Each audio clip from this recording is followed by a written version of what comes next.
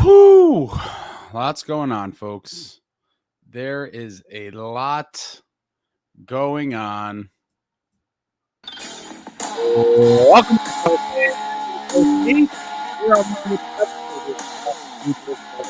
all year long. Please hit that subscribe button, smash the like, share with a friend. Thank you very much. And our New Jersey Devils desperately need some healthy bodies. They desperately need some points in the standings. We got a little clarification in terms of injuries in the past couple of days. Not a ton, but the first one, as many of you know, that I would have to talk about is jackhughes spotted on the ice, folks. On the ice with a stick. Jackhughes still, according to the team, not close to returning, but there was another report that says he wasn't too far off. He was on the ice. He was stick handling. He was shooting. We have not seen that from him in quite some time. This was taken by a fan on X Sunday. For those that don't know, this is the view from near the bar of the restaurant in the Prudential Center. So during the game, if you're in the restaurant or restaurant seats, there is a huge wall of windows that overlooks the practice rink. And this was Jack practicing with Pesce and Kovacevic during the game on Sunday or before the game. And so he should be returning. Totally guessing here, but the original timeline had him returning mid-January. Hopefully he's a little bit closer, but at worst case, I would have to imagine that he would be on track to come back in a month from now. I mean, he's on the ice, obviously very different, just shooting around than playing in an NHL game with full contact. But hopefully, he's making progress, and that is something positive, obviously, because jackhughes is the best player on this team, folks. And if you had any doubts about it prior to this recent incident of Chicago cut, I think that debate has firmly been settled that jackhughes is this whole team, unfortunately.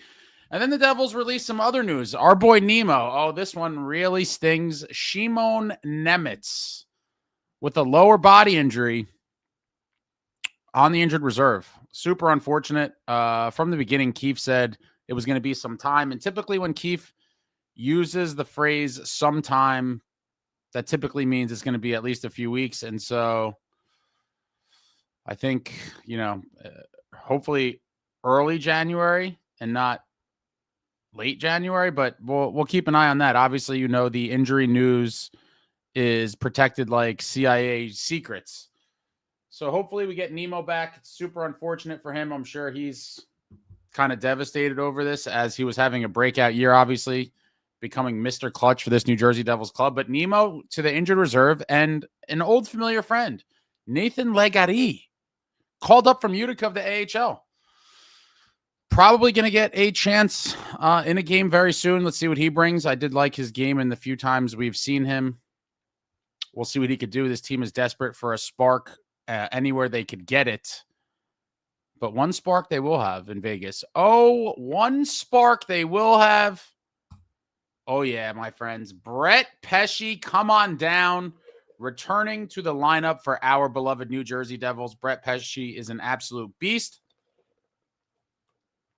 One of the Devils' best defensemen, if not the best defenseman. And this team has desperately missed him, obviously, especially on the penalty kill. While he was playing before the injury, the penalty kill was amongst the best in the league. And as of late, the penalty kill has cost us games. And Brendan Dillon said as such after, it was either the last game or the game before, he straight up said the penalty kill lost us this game. Brettpesce, Mr. Calm, Cool, Collected, is going to be back in the lineup presumably tomorrow against the Vegas Golden Knights.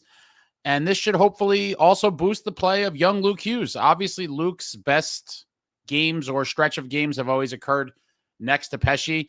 I do think Luke is starting to warm up a little bit. Obviously, a little bit of a slow start for him in terms of goal scoring. I know a lot of people are like, oh, Luke's got to score. And I have no worries about Luke Hughes long-term. I know, again, once people sign big contracts, everyone comes out of the woodwork and kind of, targets guys like this. But I do think, he scored a couple goals recently. Unfortunately, they were in losses, but I do expect to see Luke come to life a little bit. And now that Pesce's back, I think that's going to help jumpstart his game as well. So that's, something exciting to look forward to. And then from Amanda Stein, team reporter, courtesy of Amanda, some lines of practice today. Lots of moving parts because Nason and Glass joined in later and McLaughlin left, was wearing a non-contact jersey, likely out there for just a bit of test to see how he's feeling.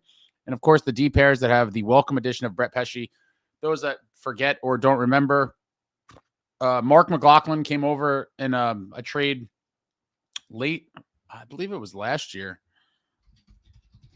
from the Bruins. And I think he was a guy, yeah, it was last year, a guy that the Devils thought could potentially crack the bottom six.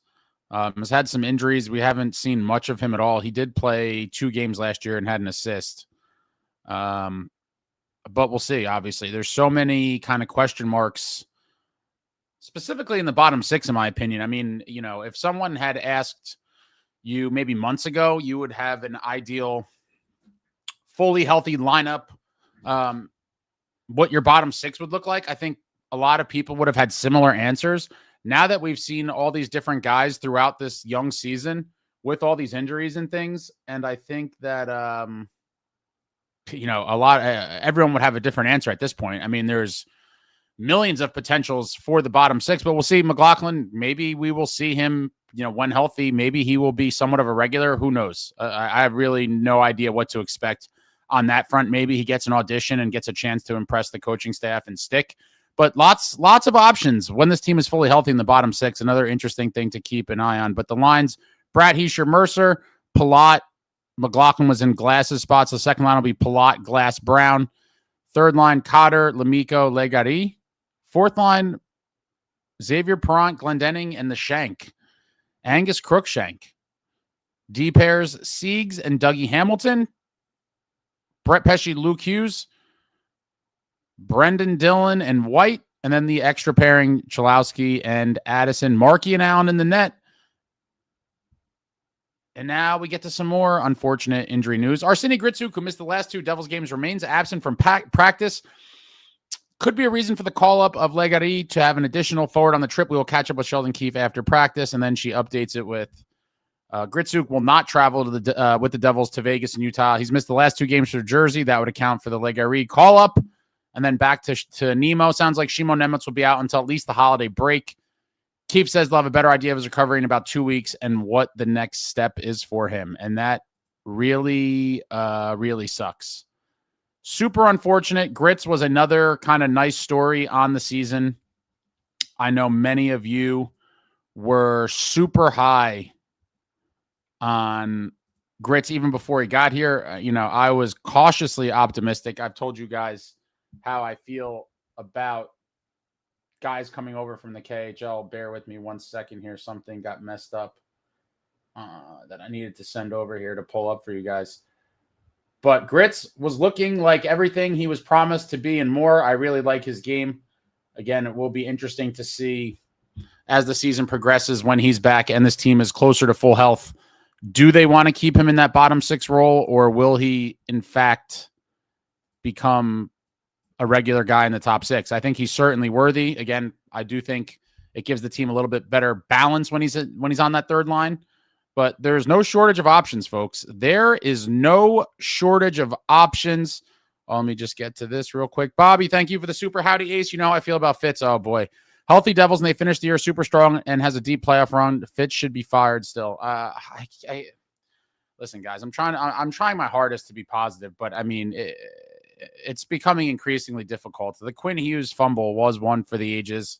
This team is kind of in a bad spot right now with all these injuries.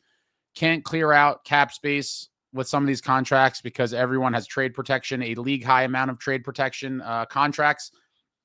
And he's going to have to figure it out. I do think there is a way, and I do believe that he's been trying to avoid what I would call like paying a penalty to move some of these contracts. He's probably trying to find deals where, you know, he could get away with not having to attach an extra pick or prospect to get a team to take some of these undesirable contracts at the moment. And I think he's going to have that real kind of face the music moment where, unfortunately, you know, they need to make cap space to fit Kovacevic.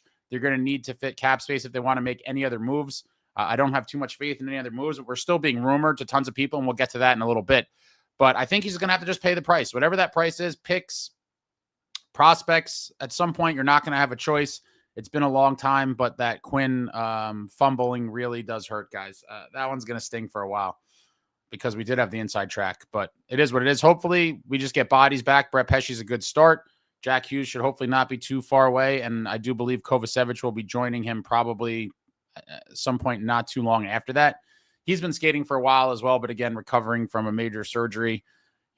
Practice and violent gameplay is a little bit different. So we'll keep an eye on Kovacevic as well. But this team does have a lot of bodies out, as we all know. I mean, it's the recurring theme of the past few seasons that this team could just not stay healthy for whatever reason. And I will say, there's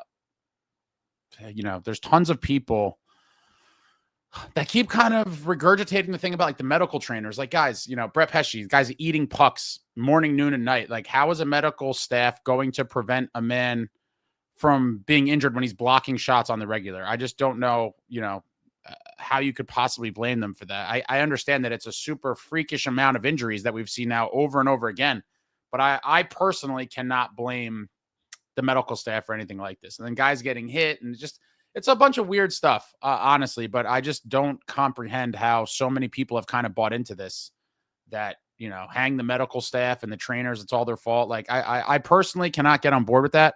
I kind of understand why people would say it, but I'm definitely not one of them. I think it's just kind of super unfortunate, and it's probably those dead bodies under the arena, as you've all seen the story with the cemetery or whatever they did. I think there might be something there.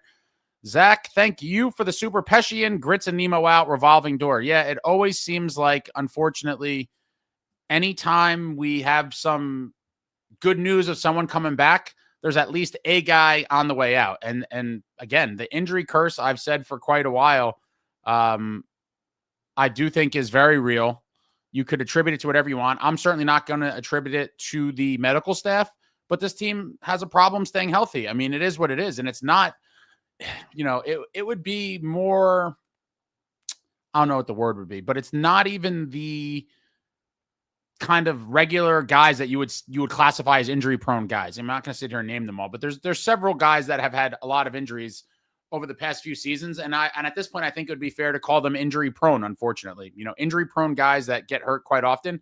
But the guys that got hurt this year are a whole new cast of characters. I mean, obviously some of them are recurring guests on the IR, and are no stranger to missing games because of injury, but there's tons of guys that didn't have a past or a history of being injured, and they're getting injured. I mean, it is what it is, guys. Hockey is a very violent sport. It's played at a very high speed by violent gentlemen that are crushing each other with their bodies. They are blocking frozen rubber pucks that are being shot upwards of 100 miles per hour. Like, this is an unforgiving game.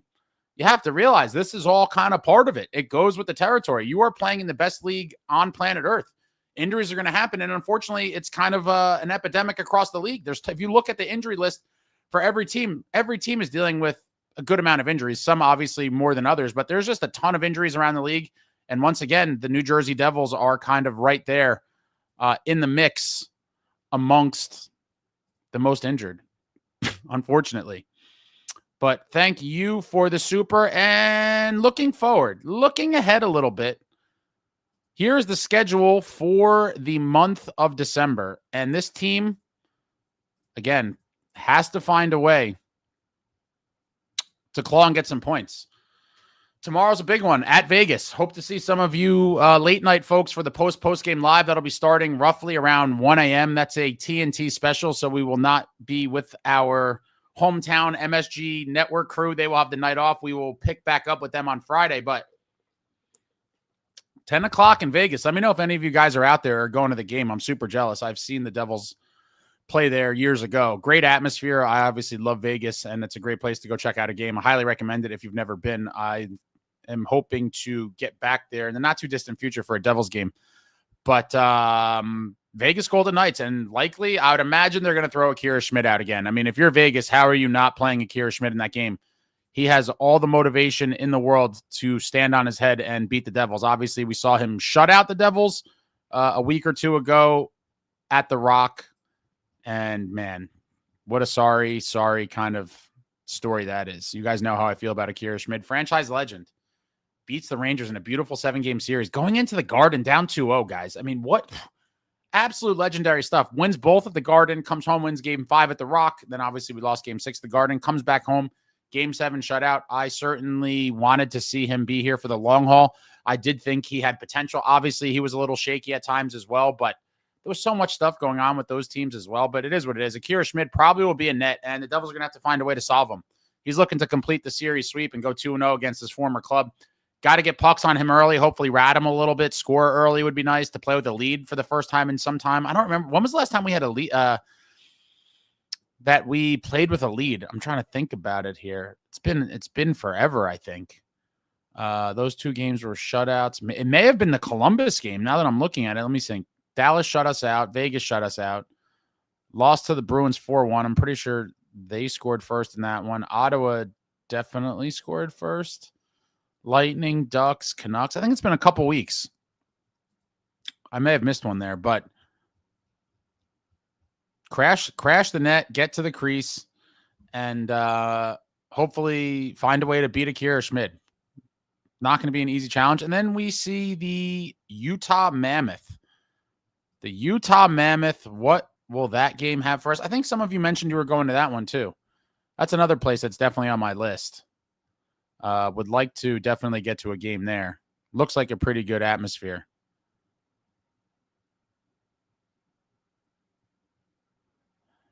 Utah just on the outside of a wild card spot as well. And so road games out west, guys, not going to be easy. I personally would be happy to win one of those and then try to come home and beat the Sabres. Another game that you'd like to believe the Devils should win. Now, should win and do win are obviously 2 very different things.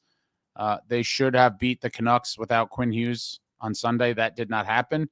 But if they could win one of these 2 on the road, obviously winning both would be phenomenal. But if they could just get the split, win one of the 2, and then come home and beat Buffalo and be 2-1 in that 3-game stretch, I mean, that's a step in the right direction. But then you have a bunch of games to close out the month that aren't going to be easy. On Long Island against the Islanders, not going to be easy whatsoever. Islanders are on an upsurge right now. Then we're home on the 27th after the dreaded holiday break. Again, hopefully this team does not, I mean, it can't really get much worse. A lot of people have been joking like, oh, maybe it's the reverse. You know, they're going to come out on fire after the holiday break. I would love to see it. Last year, going into the holiday break, we were all flying high. It was a great time, and then it all kind of fell apart. But after the holiday break, starting off hosting Ovechkin and the Capitals Saturday the 27th, and then they're back on the road to close out the month on the 30th and 31st at Toronto, at Columbus. Not easy games. And so this is a very telling, let's see, this is 2, 5, 7 games. 7 games to close out the month of December. Let me look here. I'm trying to go 2-1 in the next 3. Yeah, I mean, realistically, it's 7 games, considering the opponents and that 4 of them are on the road. My personal hope is to go 4-3. Get 8 of 14 points. 8 of 14 points puts you at, let's see, the points percentage would be .571. 8 of 14. Now, if they could go, 4-2-1 and get 9 points, 4-1-2, anything more than 8 points to me would be bonus. But I think they gotta, given how much they've slid as of late, gotta go 4-3 in these next 7. I'm curious to see what you guys think is a realistic expectation for this club for these last 7 games. But I'm gonna go 4-3. I mean, here we are, right? I mean, losing 7 of our last 9, to go 4-3 is not going to be an easy task, especially with the pieces that are out of the lineup. But hopefully they find a way to do it. We need points desperately. We cannot continue to slide. Obviously, it is super early in the season, and I have been getting attacked by a lot of people as of late, and that's fine. It kind of comes with the territory for all different things. I've had, people come out of the woodwork talking smack, and it is what it is. But the season's still early. There's plenty of time to right the ship, but it's going to be tough sledding while we are, so injured without any outside help, which we hope to get to. Would love to see the outside help. Obviously, whiffed on Quinn Hughes. That's a debacle that I'm pretty much over talking about. It is a sad state of affairs on that front, but there's a lot of other rumors, guys. Let me just take a look-see here.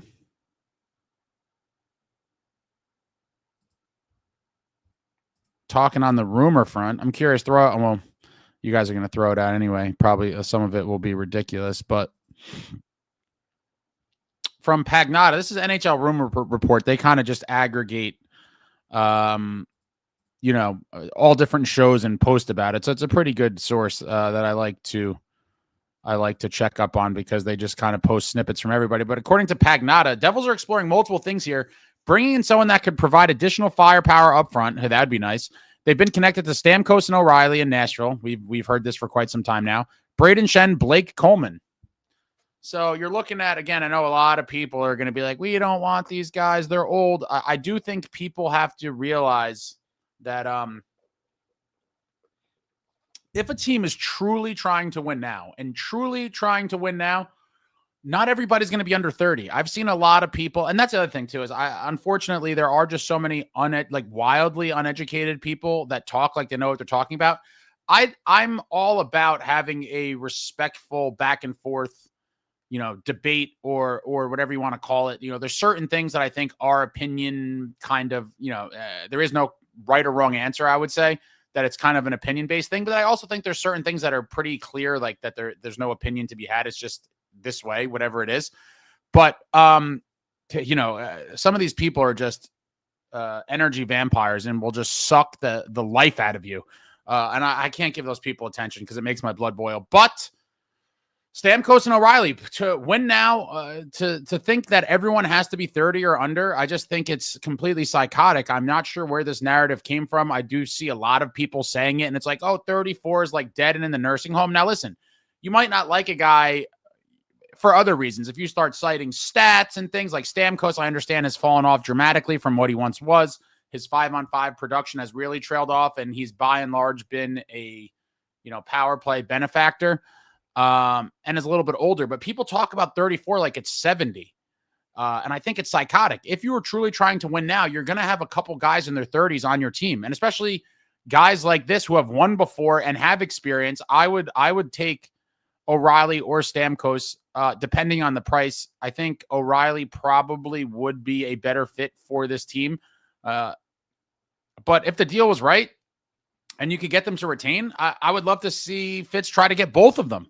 I do think Stammer can be revitalized on a team making a playoff push that has true cup aspirations. And I do believe, as crazy as it sounds, this team, when healthy, with a couple of the right additions, could be a real contender. I know it has not looked like that as of late, and it looks pretty dark. And I'm down in the dumps too, guys, because we're still icing a lineup every night with a ton of AHL guys. It's not going to be forever, but I hope they could get enough points to keep us relevant until we're healthy enough. But additions would help very nicely as well. We need outside help. Even when we are healthy, I believe we are a couple pieces away from being a real contender. I know a lot of you agree with me on that. But Stamkos and O'Reilly, I still think they have plenty to give, but more people were concerned about Stamkos. But yeah, imagine, him playing with Jack, I think could really revitalize him. And I do think a guy like that, again, who's won everything there is to win, has seen everything, would be an incredible leader on and off the ice for the team. I know a lot of people are going to disagree with that, but the dude is a legend, first ballot Hall of Famer.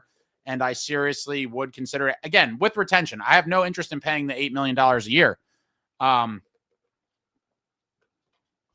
I think that's certainly an interesting proposition. But obviously the big thing is that Fitz is going to have to find a way to clear cap space. I mean, the reality is that was at least part of the reason why he couldn't get the Quinn Hughes deal done. I mean, it seems like he messed up in two different ways, that the package may not have been good enough, but even as another hurdle was the cap space situation. And Dougie and/or Palat did not want to sign off on a deal. Who knows where he was trying to send them. But the cap situation is real bad, and they got to clear up money for Kovacevic. And so a lot of these things I think are kind of pipe dreams unless he's able to find a way to get rid of both of them. He would to fit Kovacevic and then make any sort of other impactful move.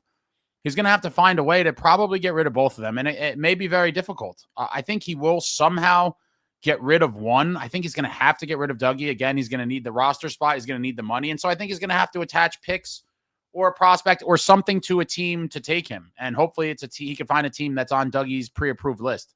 It's kind of a mess right now. It's a complete mess. But Elliot Friedman says the Devils, they're looking at Nashville again, another report about the Predators, but they might have to move money out to do stuff. Yeah, that's pretty clear. They couldn't move the money out in time to be the winner of the Quinn Hughes sweepstakes. Billy Guerin just comes swooping on in, steals the prize. And man, that man is just an absolute legend. And now Wild fans are talking about him making another splash. Apparently he's dead set on picking up I think most of them are speculating a center, but he's going to go out and get some forward help. And keep your eyes on Minnesota. Billy Guerin is a man on a mission. He's truly trying to win now, and that's what it looks like. It looks like making a big-time deal for a guy like Quinn Hughes when he's available, and he's not done. He's getting back to work, looking to see what else he can do. But Elliot Friedman, another person linking us to Nashville, and this all just kind of falls in line with the Devils were supposedly in on Stammer when he was a free agent a couple years ago. So it all makes sense. And again, at the right price. I know a lot of you will hate it, but I do think he could help kind of guide this team and also produce in the right situations. So keep an eye on that. But again, it all comes down to, will Fitz be able to get any of this money off the books? He truly has his work cut out for him. And then we have, and that's the one I just showed.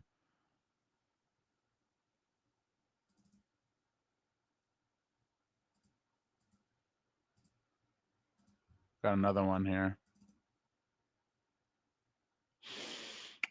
Chris Johnson reports on the Devils, the focus right now is more of a frontline forward. I could see them getting in those markets. Again, nothing we don't know. And then he also reports could see the Devils smoke around and them in Nashville and targeting one of Nashville forwards. So it seems like pretty much every insider or anyone with any sort of inside track to these things have the Devils targeting Nashville. Will Fitz be able to get something done with his former club? Then there's obviously some other things circulating around out there. I don't know that they're credible rumors. I think they're more kind of speculation, but a lot of people talking about Kadri from Calgary. I would love him. Again, you got to find the money for him, but I think he's the type of dog that we could really use. We just need some guys that just have hatred in their hearts and play with that nasty edge. I think Kadri fits the bill. He does make a good amount of money. He is old and he has some years left. So I know there's going to be a lot of people saying, he's ready for the retirement home or the morgue because he is 35 years old. $7 million cap hit, and he's signed up for 3 more years after this. So that obviously is a little bit concerning. That could potentially be another one of these deals where it does not age well, but that is a win now move. I'm not saying I would definitively get him. Again, I would have to survey the entire landscape and see what else is out there, but I wouldn't mind Kadri. The circumstances aren't ideal with the contract, age, and money, but that's a win now move. And I do believe at some point a team in win now mode will pull the trigger and bring in Kadri. He's a dog. And then obviously there's some, people have talked about Coleman. I think we heard some things about, what do I have this on here?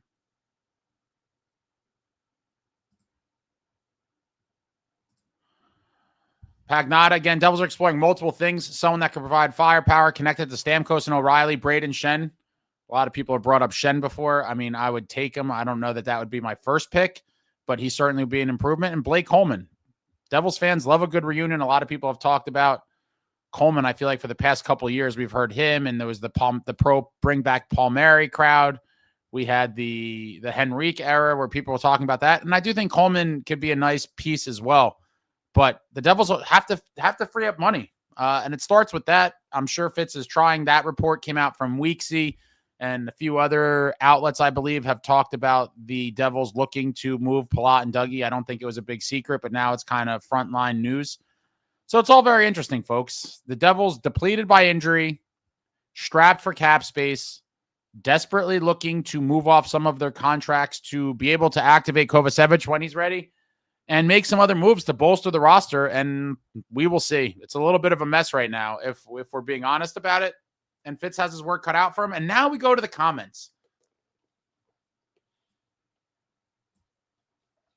Chill Ansmo, return of Pesce is huge. Need to get 20 other guys back too, but this is massive. Definitely a step in the right direction. I think he's going to be a great boost for Luke, the team overall, and obviously that penalty kill that has struggled mightily without him. Welcome back, Brett Pesce. Let's hope this is the first step in the right direction of kind of salvaging the season that started off so promising. And, due to injuries and a bunch of other things, has kind of went off the tracks. Michael Gold, maybe it's the water. Our players are drinking Aquafina in interviews. Maybe get these guys natural spring water. That's pretty hilarious that you noticed that. I seriously don't like Aquafina. I am a little bit of a water snob. My day-to-day water is Poland Spring, what it means to be from Maine. But when I am feeling fancy or at certain convenience stores, I will dabble in some of the other premiums like the Smart Water, Fiji, and I also am a fan of the Essential, I think it's called. Essential. Husky Unchained, I'm open to anything at this point. Nostalgia only goes so far, but watching Sakura score the game-winning goal in Game 4 of the 2001 Stanley Cup Finals last night did help. I won't be watching Game 7, though. Yeah, obviously Game 7 has a heartbreaking ending, but what a run. That 2001 Devils team, arguably one of the best Devils teams on paper, and unfortunately could not go back-to-back and be back-to-back Cup champs. They ruined the Stars' chance the year before. The Stars won the Cup in 99. They were looking to go back-to-back in 2000. The Devils spoiled it for them. And then in 2001, the Devils were trying to go back-to-back, and the Avalanche spoiled it for them. That is a heartbreaking series I will never truly be over. The most heartbreaking series for me as a Devils fan in history, for sure. I know many of you as well. But what a team. What an exciting time to be a Devils fan. Mark says, don't get your hopes up because Fitz will find a way to screw it up like he always does. Yeah. Ritter Engine, dude, how can we get more positive? What Fitz has done thus far is unforgivable. I don't think we can crawl out of the shitty position he put us in. I have my doubts. I do think, again, if he wants to pay the price, and I think he's going to have to. You're going to have to give up some assets to get rid of these contracts. He maybe delusionally thought in the summer that he wasn't going to have to. But I think we're at the point now that you don't really have a choice. This money must get out one way or another. And the thing that really sucks about it is that I think because of the Quinn Hughes thing, it really, put the spotlight on the whole situation. So now other GMs, in my opinion, are going to be in the driver's seat and have all the leverage because they know what a bad spot the Devils in and how desperate they are to clear cap. And, a lot of them probably knew beforehand, but now it's definitely like a much more kind of visible situation. And we'll see. Something could happen any day now or something can never happen. And we will be waiting forever for news. We'll see how it all plays out, but it is a bit discouraging. Crazy Alex says 1 a.m. Won't be able to make that one. Yeah, Nolan, we are talking about Schmido again.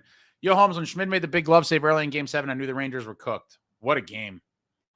What a game. Beachmaster says the way Fitz has managed goalies is ass. So I know a lot of people... people are killing him for that too. And listen, I bash the guy all the time because I think he deserves it and there's so much to bash. But again, because I do try to be fair, despite whatever people may think. A lot of people have been talking about, and I've talked about this already, but I'm going to say it again because a lot of you probably haven't heard it. I cannot personally, in good consciousness, put Mackenzie Blackwood and Scott Wedgwood on his list of crimes just because I think that is revisionist history and kind of using hindsight exclusively to kind of attack somebody for a move that was or was not made. I think at the time, nobody was really making a peep about it because at the time, I think with both of them, it sort of made sense and there was no like outcries. There's certain things that happened where it's like everybody knew this was bad at the time and you could go back and check the history of it like people were speaking about it at the time.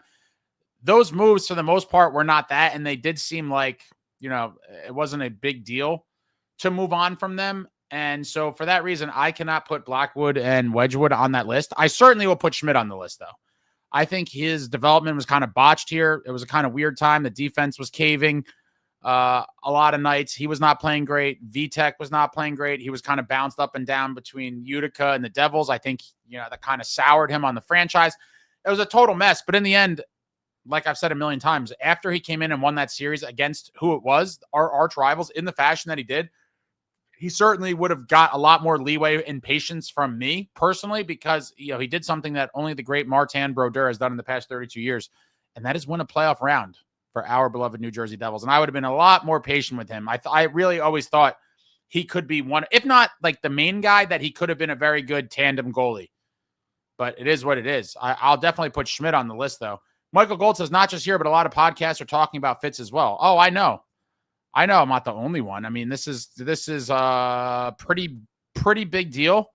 There's people talking about it that aren't even Devils centric kind of podcasts and things, because I think the entire planet thought that Quinn to the Devils was a foregone conclusion, but we were Fitzed. Justin Smith says Rangers shut out by Demko tonight. Really? I did not see that. Wow. The Rangers are having a tough time too, huh? Oh, the other thing I forgot to mention, damn, 3-0, was more speculation, not credible, but it seems like there's a lot of people putting out the Devils potentially interested in Alex Tuck thing. I don't know. I don't think I've seen anything from anyone credible. It's a lot of these rumor monger clickbait websites, but we've talked about Tuck plenty of times. I would love him. I think he's a great piece. My only issue with that, which I think could potentially make it unrealistic, is that when his contract is up, he's going to want to get paid. Like, do you guys want to make Alex Tuck the highest paid guy on this team? I don't know. I'm not dead set against it, and I love him as a player, and I think he'd be the exact kind of piece that we are missing.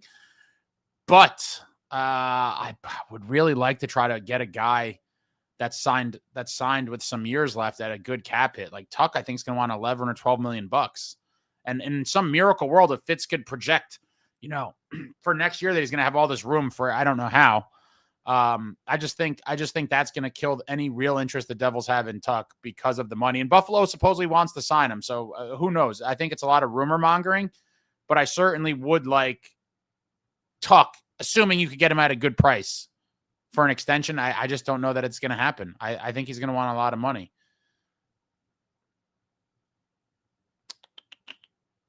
Michael Gold says 4-3 would be possible with Allen and net, maybe 5-2. I could see that. Retros Tick's been saying Blake Coleman for a year now. I wouldn't be mad at Pickles coming back. What's he doing on this? What's he doing at this juncture of the season? Last year, he had 15 and 24 for 39 and 82 games. This season, 9 and 5 for 14 and 33. What has he got left on his deal? I don't remember.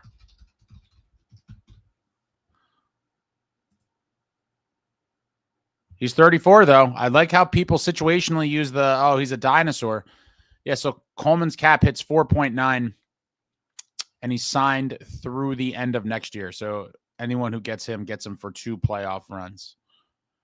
4.9. He's 34. Some of you are going to say that's a dinosaur. Dire Wolf says, I only want to get Ryan O'Reilly if we could get Evangelista with him. I don't know where this money's coming from. Gonna have to figure it out, Fitz. Codes X says Stamkos, Jack, and Brad, I think, would be a nasty line. I think so, too, but you're going to see all the people in this comment section, I'm sure, talking about how Stamkos is washed and he's terrible and blah, blah, blah. I can't agree. But it is what it is. Jared, why would anyone attack Ace? Leave this man alone. He stays on here till the wee hours reading all our comments and listening to all the dooming and negativity. I don't know. People, you can't please everybody, right? In any aspect of life. And so you're going to get this type of thing from time to time. It doesn't bother me whatsoever. It's just kind of the nature of the beast. And especially when you're dealing with sports and the internet, it is what it is. Michael, Islanders and Penguins are losing right now. World's worst gamer out of those 4, I only want O'Reilly and Blake Coleman. Okay, interesting. Justin, Boston wins, which drops Montreal to a wild card spot. David Chimes, hello, sir. 4-3 is the benchmark. Agree. Winnable. Utah, Buffalo, Toronto, Columbus. Tough. Isles, Washington, Vegas would be okay with 3-3-1 with all their injuries, but no one has a right to complain about 4-3. So you're just going 3-3-1, going for the straight up 500 points percentage, 7 out of a potential 14. I mean, listen, I could live with that. It's obviously not ideal, but it's not bad. But that's literally 500. I think you really got to aim for those 8+ points. But with these, with these injuries and what we're throwing out there right now on a nightly basis, they got to scratch and claw. We need to see this new Utica Devils team that we saw gut out that win against Anaheim. That's a team we need to see, not the one that laid an egg against the Canucks. Brandon says, who the hell would want to come to the Devils with our horrible, I'm assuming that's supposed to say GM. I don't know how much of a deterrent it truly would be. I'd imagine to some players it could be. But, if you're a player on the Nashville Predators, I'd imagine for the most part, you would welcome the opportunity to come to the Devils because despite all the kind of chaos and dysfunction that is going on and has been on full display, I think, for a couple weeks now, on a nationwide scale, I would say it's been on display for a couple weeks. I think to those of us paying close attention, it's been on display for a couple years. But, if you're on a sinking ship and a team that's going nowhere, you'd have to welcome the opportunity to go play on the Devils and chase at a minimum a playoff berth, right? I mean, I think most of us still think we're going to make the playoffs, but I am deathly nervous about this upcoming stretch when we're down all these guys. Like, they got to get points. We cannot fall further down. Michaels, if Fitz was actually in win now, he would have traded picks away to any team not on Palat's protected list to take Palat and free up cap for Quinn. That's kind of where I'm at, Michael. Like you can't miss on a guy like Quinn for something like that. Now, who knows? I'd be so curious to know what his list is. What exactly you would have to give with Palat to get someone to take him. I'm so curious. But in the end, I think you're correct in that there is a price to pay to get it done. And it's like you had to pay the price. You did not have an option. Red Wings beat the Islanders. Mark Ace, it seems more and more apparent that the issue is that the Devils can't get under the cap. We need to shed Dougie and Palat, and no one wants them. Again, I think you could force someone's hand to take them by adding the pick, prospect, whatever it is. But I think Fitz has been kind of trying to delay paying that price to use up precious assets to fix some of his mistakes. But what other choice do you have? I mean, what other choice do you have? They literally need to find what, like $4 million or so for Kovacevic. I mean, then I don't know where people were getting this from, but then people were speculating that the Devils might trade Mercer to get under the cap. I'm not sure if that came from anywhere credible, but I think that's like the most ridiculous thing I've ever heard, that Mercer could be dealt as like a cap thing. That wouldn't make any sense to me. Brandon says, I hate to say it, but I think we sacrifice our season and pay out Palat so it's over with. Oh, man, come on. What do you even mean by that? Sacrifice the season in what way? Collect records if they buy Palat out. Would they have enough space for Ryan O'Reilly, assuming Covey isn't coming back this season? No, Kovacevic is coming back this season, and they need to make cap space for him. They cannot buy Palat out now. The window, I believe, closed in the summer. There's like a brief, let me see, time where you have to do it. The Devils chose not to do it. Yeah, the buyout period for this year was June 19th until June 30th.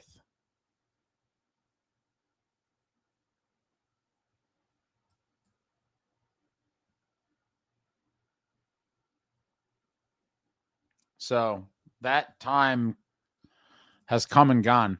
Maddie, I saw a rumor Tuck for Casey in a pick. I saw that too. Again, I think this is more of those speculation, nonsense, clickbaity kind of things.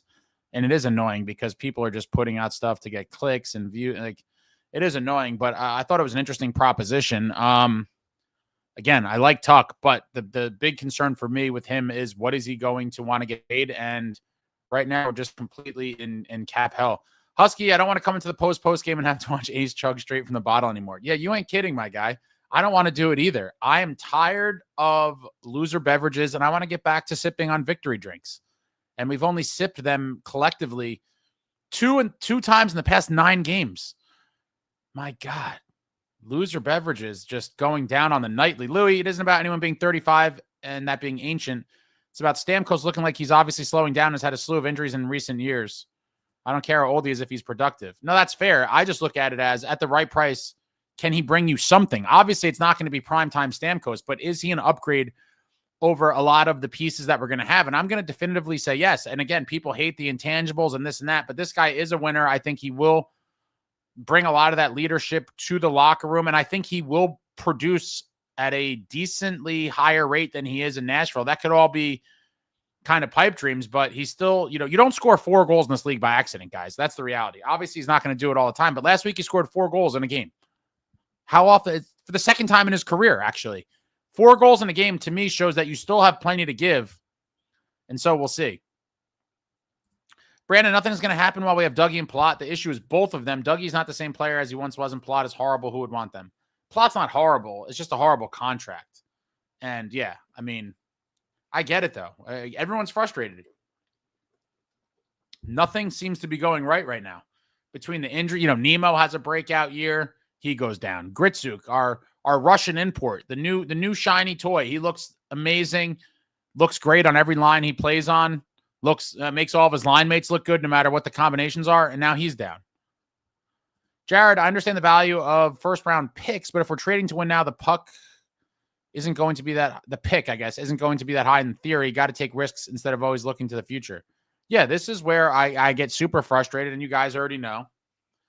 This is where I put on the future's bright glasses. I am honestly stunned at the amount of people that are still taking on this mentality, whether it's in the context of talking about how Fitz shouldn't have made the Quinn deal because there was too many pieces, or shouldn't have made this deal because we don't want to use the picks. Like, we are supposed to be living in the true cup contending years right now. That was what the decade-long rebuild was for the bright future. The bright future was supposed to be now. These years, this team should have been a perennial contender, and we're still now hoping that I would say we're nearing the backside of the window for this core, or at least the majority of the core. Now we're hoping to just make some noise. The situation was set up for Fitz to build a contender for years and years. It really should have been kind of the next wave of the perennial contending Devils, reminiscent of the glory years, where they were a threat to win the cup every year. Beautiful cap situation, lots of space, starting off with Nico Hischier, Jesper Bratt, Jackhughes, a lot of draft fortunes. And here we are. I mean, it's all kind of been a mess. But for the people that constantly talk about the future, I just don't understand at this point how they don't realize what the reality is. These were supposed to be the contending years. This time period, I would say the last couple years and the next couple years from now, those were supposed to be the bright years that were talked about during the decade-long rebuild. And now these people are talking about, in the future from now. I just, for the life of me, can't fathom it. But again, I have to stop giving so much energy to clueless folks, because they're just clueless. I mean, these people probably don't even realize that there is a chance, and I'm hoping this doesn't happen, but if you're being honest, the Nico Hischier question is a very valid and real one. Given all these things that are happening, is Nico going to want to re-sign here long-term? I don't know. I can't say one way or the other. Time will tell, but I could certainly see a world where that's not the case. Yo Home says, no, Blake Coleman, Devils don't need any more bottom six guys.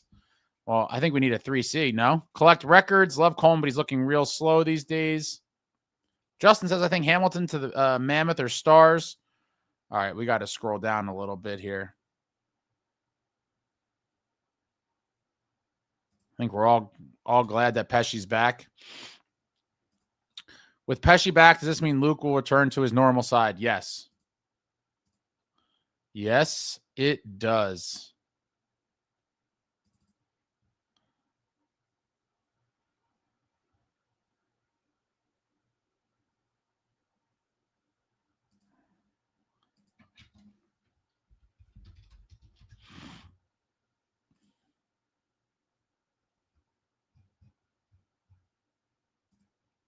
I'm trying to pull something up here.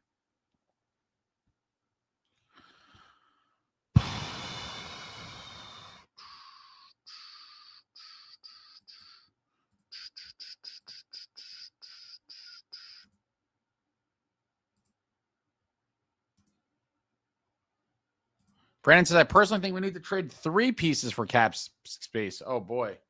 You're getting super ambitious. I don't know, depending on who you're talking about. But I think that's going to be tough.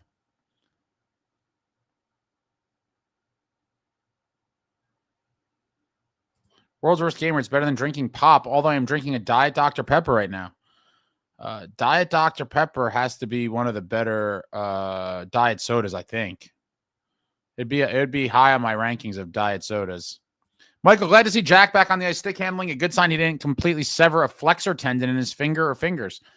I'm not really sure what a flexor tendon is. I know what a tendon is. A flexor tendon, I guess, is a specific type.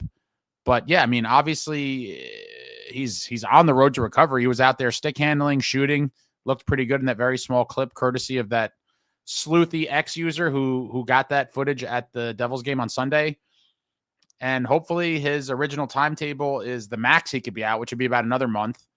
Hopefully sooner. The reevaluation period, they said, was at 6 weeks. So that's about 2 weeks from now. And so we'll see. But obviously we all wait. The triumphant return of Jackhughes should be a massive, massive boost to this team.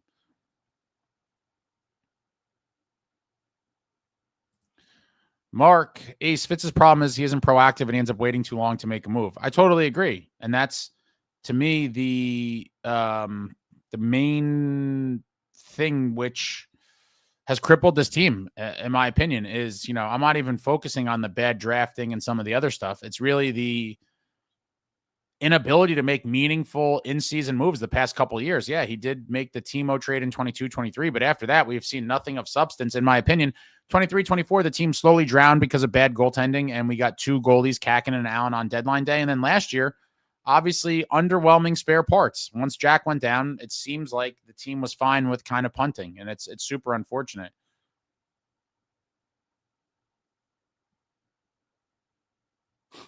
Team needs to be heavier, edgier, more violent by only drinking Newark tap water. Send a memo to keep.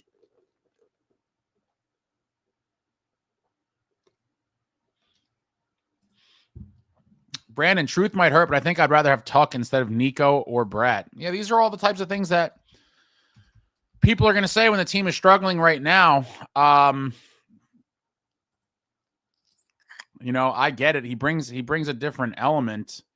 I think it's hard to talk about him versus Nico because Nico's a center and he's a winger.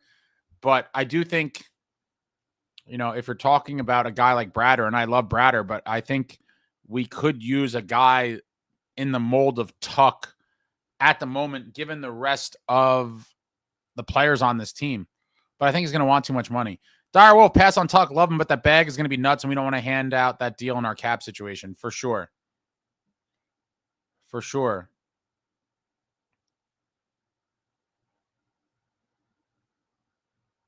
New Sabres GM isn't going to let Tuck go.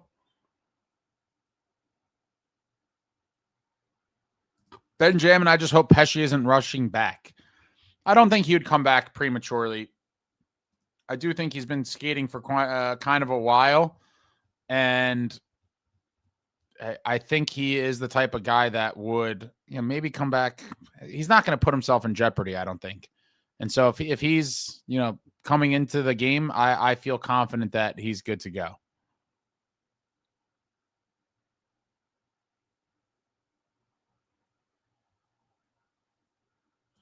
Codes X, do you think if Quinn doesn't sign an extension on July 1st, Wild try to trade him? I have a feeling, even though Fitz fumbled, it's only a temporary. I put out a whole video about this. You could check it out. It has snippets of a Quinn Hughes press conference after his first game as a member of the Wild from a couple days ago, as well as a snippet from Elliot Friedman, 32 Thoughts. But for me, I don't necessarily know if he's going to sign the as soon as he's eligible, but I do think Billy Guerin gets Quinn to sign there. Now, I don't know if he takes the full 8-year deal that they could offer him if he does the max, or if he does a shorter term deal to try to line up free agency with Jack. I could totally see that being an option as well. But after hearing the quotes from Quinn and knowing how resourceful Billy Guerin is and kind of the atmosphere in Minnesota, I do believe that they sell Quinn Hughes on the area, on the team, on the culture, and I do think he signs there at some point. Now, I do not. That's a tough one. If he doesn't sign on July 1st, no. I'm going to say, to answer your question, I'm kind of just talking about other things related to it. But if he doesn't sign on July 1st, I do not think Guerin will trade him. I think he would then continue to try to work on it. And then at some point next year, I would say, if Quinn indicates he's not going to sign, depending on how the Wild look, he would probably trade him at that point. Or maybe he just lets it ride and says, we're going into the playoffs with him, and that's it. If he leaves, he leaves. I would respect that even more.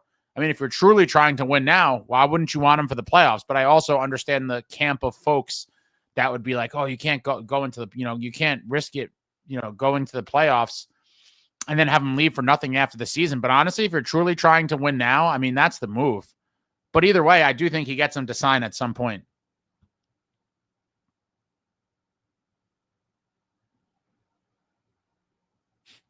Cape Dweller, come to NJ for a big salary and a no movement clause. I'd like that. Yeah, Yoham's word is some players told Fitz they weren't moving. Yeah, that's the report. That's the report. Guys with trade protection, and I can't blame them. Listen, that's why you negotiate for it. Let's just pretend that this was happening to a regular person. Would you want to have your job relocated to, let's just say, and it's a hard example to compare sports teams to companies, but let's just say, you were going to a place you didn't want to go to, uprooting your life, and then working for a crappier company, like a undeniably crappier company. Like most people would be like, I don't want to do that. And I totally get it. I can't blame guys for not wanting to go to places they don't want to go, especially some of the older guys. And both of these guys are older.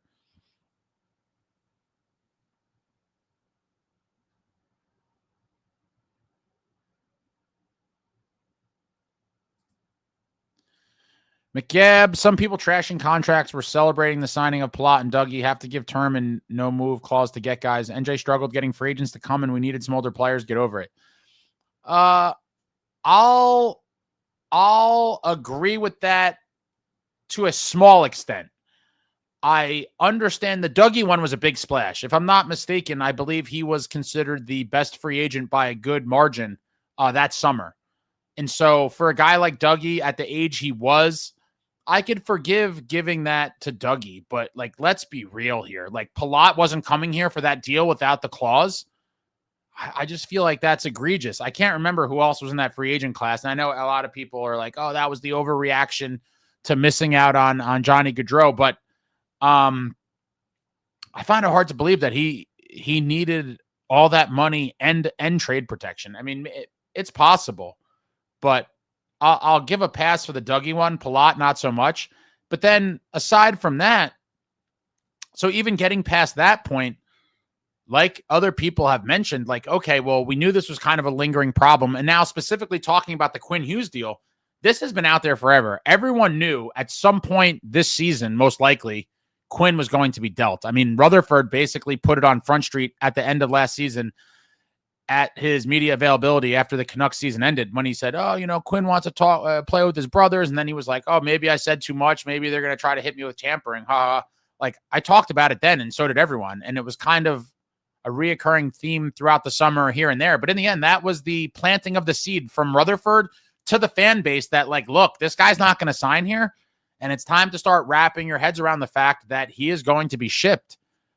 And so if you know you're going to have the inside track as the Devils, having both of his brothers, and we certainly had the inside track, and Jim Rutherford, a stand-up guy, wanted to fulfill Quinn's wishes, and obviously his wish was to come to the Devils.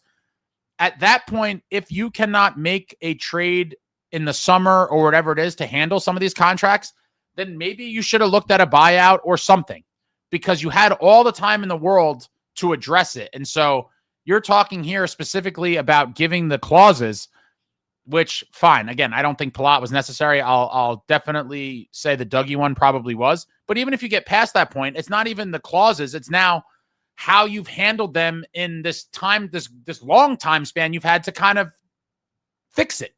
And it hasn't been fixed.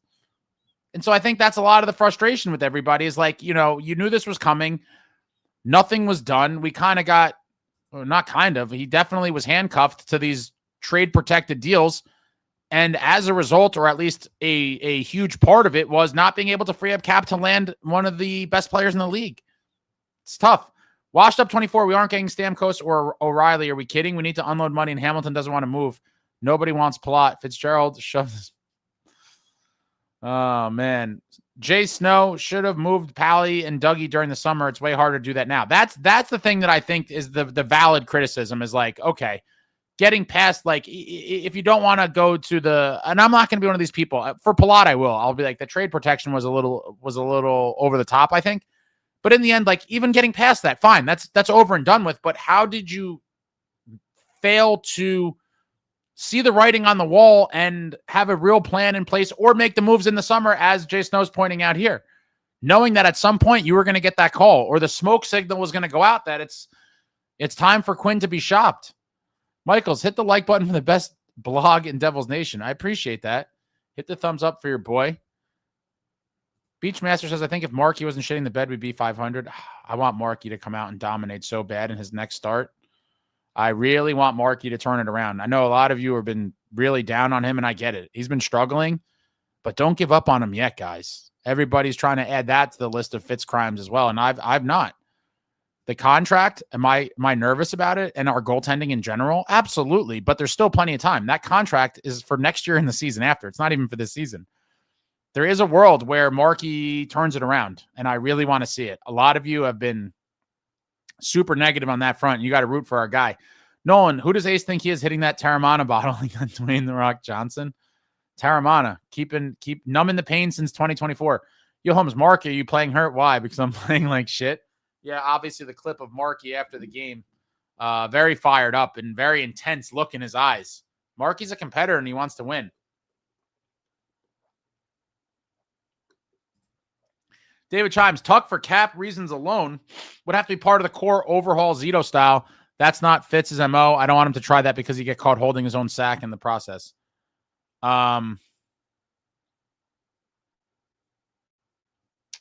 Listen, I do think if you're going to go the Tuck route, that's obviously part of one of those, core breakup, foundation shakeup trades for sure, because of what he's going to get paid and what it would take to get him here. Like you're definitely looking at the end of one of the pieces. And I don't know. I would not be mad if it happened, but I'm not going to be mad if it doesn't happen. That's not one of those ones that I think is like a no-brainer. And especially because, again, the money. He's going to want a lot of money. But, stylistically and the type of player he is, I think that's a move you consider. But the money is a different animal. And so I have to look at all of the other potentials of what is really out there and what you can get done. But that certainly would be part of one of those overhaul Zito-style shakeups for sure. And by Zito-style, for those that don't know, David Chimes is referring to Bill Zito, the general manager of the Panthers, making the trade that basically set the organization on fire for the good, trading Huberdeau to Calgary to get Matthew Tkachuk. And as a result, they went to 3 Stanley Cup finals in a row and are back-to-back defending Stanley Cup champions. Unbelievable story there. Jay Snow, the Jack video feels like such a joke. A fan of all people gets a video of him. Yeah, I mean, the Devils and a lot of things they like to keep hush-hush, and for whatever reason, I don't know why they wouldn't have at least mentioned Jack was skating, but they don't care. They're like, listen, we're running a business. We don't care about you guys, and it's fine. Someone was luckily there to get the video from way up high at the restaurant. Jay Snow says, I don't even want Fitz touching this team anymore. I'm kind of with you as well. Like, the mess is so bad, in my opinion. He shouldn't be trusted to fix it, but here we are. Garrett, no worries at all, folks. The window will never close. Some people certainly act that way and think that it's this, endless opportunity to win with no time expiration. And I do fear that if the Devils don't make a real push in the next couple years, the window will probably close for a little bit and then potentially reopen down the line. But there's no guarantees. There's so many question marks surrounding this team and so many things that like they should really push the chips in the middle. This is it. I mean, what are we waiting for? Nolan, it's ridiculous how far we have not come since that crazy run with Schmid against the Rags. Garrett, Markey hasn't been spectacular, but it doesn't help when Dougie Hams is getting penalties 40 seconds in every time Markey is played. Jason, what future? We've been in an endless rebuild and we've won 1 playoff round. And that's just the thing that I just don't understand how some of these people consistently can just ignore the reality. Like, do you think, people are like, when you talk like this, people are like, oh, you're so negative and you want to be like, I don't want to be negative. I want to be on here drinking victory drinks and celebrating and talking about how amazing the team is and how great our GM is and just nothing but positivity. But unfortunately, that is not the world we're living in right now. And so for the people that attack me and talk smack, like, I don't care. I don't want to be negative. But when things like this are happening, I'm always going to talk about what I really think. And unfortunately, at the moment, it's a lot of negative stuff. And a lot of you are on the same page with me or close to it. And some of you even more negative than me. I still believe this season can be saved. I don't know that Fitz is going to be the guy to do it, but I still believe because of where we are in the season, when this team gets healthy with a couple of the right moves, I still believe they can make noise in the playoffs. But if not, we always have. We always have to look forward to the oh-so-bright future. Ritter Engine, also, how can we have any hope with Markey and Net? Come on, man. I know it's been bad so far, but just give him a chance. Give him a couple more games. And let's hope Markey could turn this thing around. Washed Up says, mark my words, Quinn doesn't sign with us before Jack is up. We are losing Jack in 2030, calling it now. I mean, it's a possibility, but I'm not even going to get into that. That's just so far down the line. Like, I'm living in the here and now. I don't even care about that. That's so far away. Mario, hey, Ace just popped in. Great to see Pesce back. Was a huge hit to the D. Yeah, and the penalty kill. Should be a big boost, a big morale boost, a big locker room boost, a boost on the ice. And hopefully it results in us clawing back up the standings instead of downward. Pete the Schmid. Ace, you're the hardest working Devils fan. Drop a like for your boy, Ace. Appreciate that, Pete the Schmid. Hit the thumbs up for your boy. Nolan says, Ace, oh, you're a comedian, Nolan. Ace, you look beat up and tired. What's got you down? I have no idea. You take a guess. Ritter engine, okay, guys. It's all settled down. Future is bright. All right, let's keep going here. Devs fan Canucks wanted Nico and a first-round pick for Quinn. So there's reports all over the place. And I'm sure that's kind of where Rutherford started, but I do not by any stretch of the imagination. On a first ask, you're obviously going to ask for, top of the top in any negotiation. You're going to ask for more money. You're going to ask for better players. And I do believe that was reported that that's where Rutherford started, but I do not interpret that as that was a make or break. It seemed like in that there was an article that came out today. I forget from who. You guys have all seen it floating around online.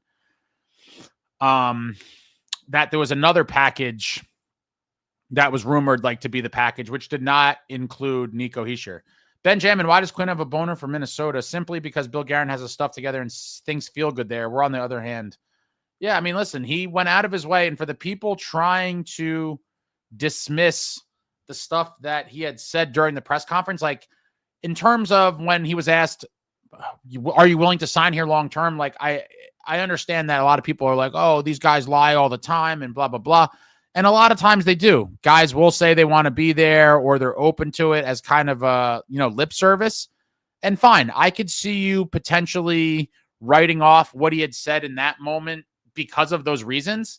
But he went out of his way multiple times during that interview to praise Billy Guerin and referring to the assets that he had to give up to land Quinn Hughes. And then when he dropped Billy sacked up and paid the price to bring me here, and I'll never forget it. That was the dagger to me. I firmly believe he's re-signing there. Ace's team needs John Madden. Do you mean like a John Madden type player or John Madden behind the bench? Jay Snow, players vetoed trades already. Imagine what the locker room's like right now, and the team doesn't want you there.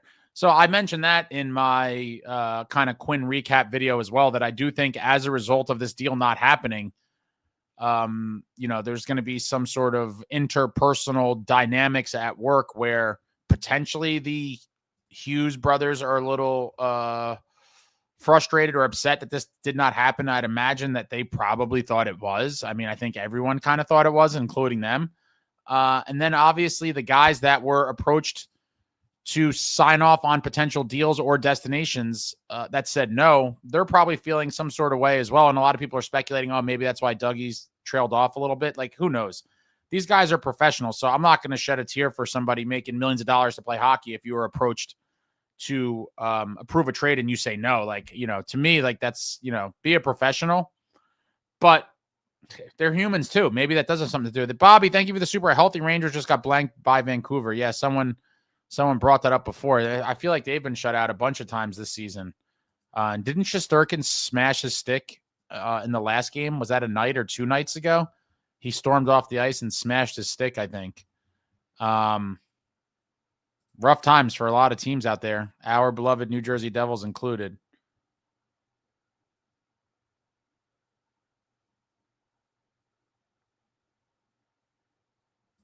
Gregory, the thing with Mercer, he does not have a no trade or no move clause. He's one of the few. His cap hit is $4 million, and that is the space we need to get Covey back from LTIR. But yeah, here's the thing: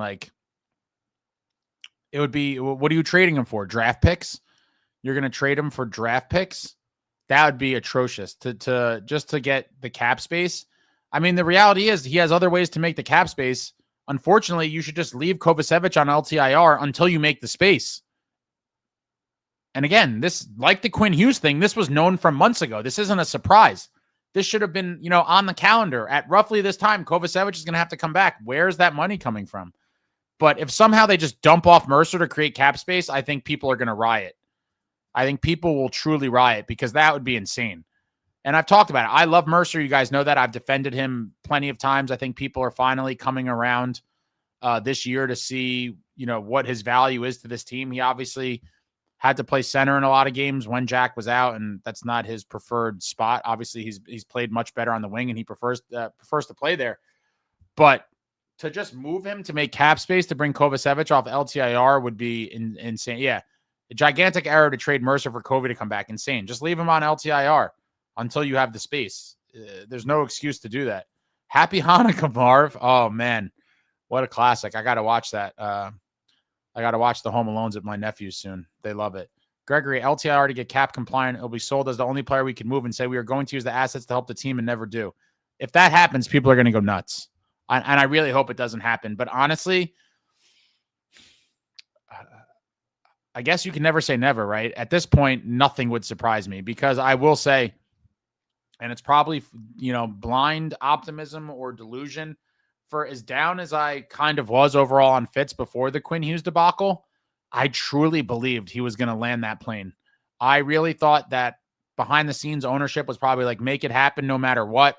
I thought, or kind of worried, that it may have been a massive package and people were going to riot about an overpay for Quinn, but I thought it was going to happen. Like I was nearly certain. And I think the Hughes family, the Canucks, and the entire hockey world, I think, and you've seen this reference in articles as well, I think everyone thought it was the inevitable destination, but here we are. Mark, I wouldn't be surprised if Fitz whiffs on Stamkos, Ryan O'Reilly, Dano, and Tuck. He only ever wants to nip around the edges. I think that's another thing people are frustrated about, is that we're constantly rumored in on everybody. That's kind of been a theme over the past few years as well. It's like every name, the Devils are rumored, but the guy never comes to New Jersey. It is interesting. I mean, at some point, this is a results-driven, sports is a results-driven business. It's like either you do or you don't. You win or you lose. You get the guy or you don't. And at some point, just being rumored to all these guys is not enough. You gotta bring home the prize every so often. All right, we got to skip ahead here. Your boy's falling back.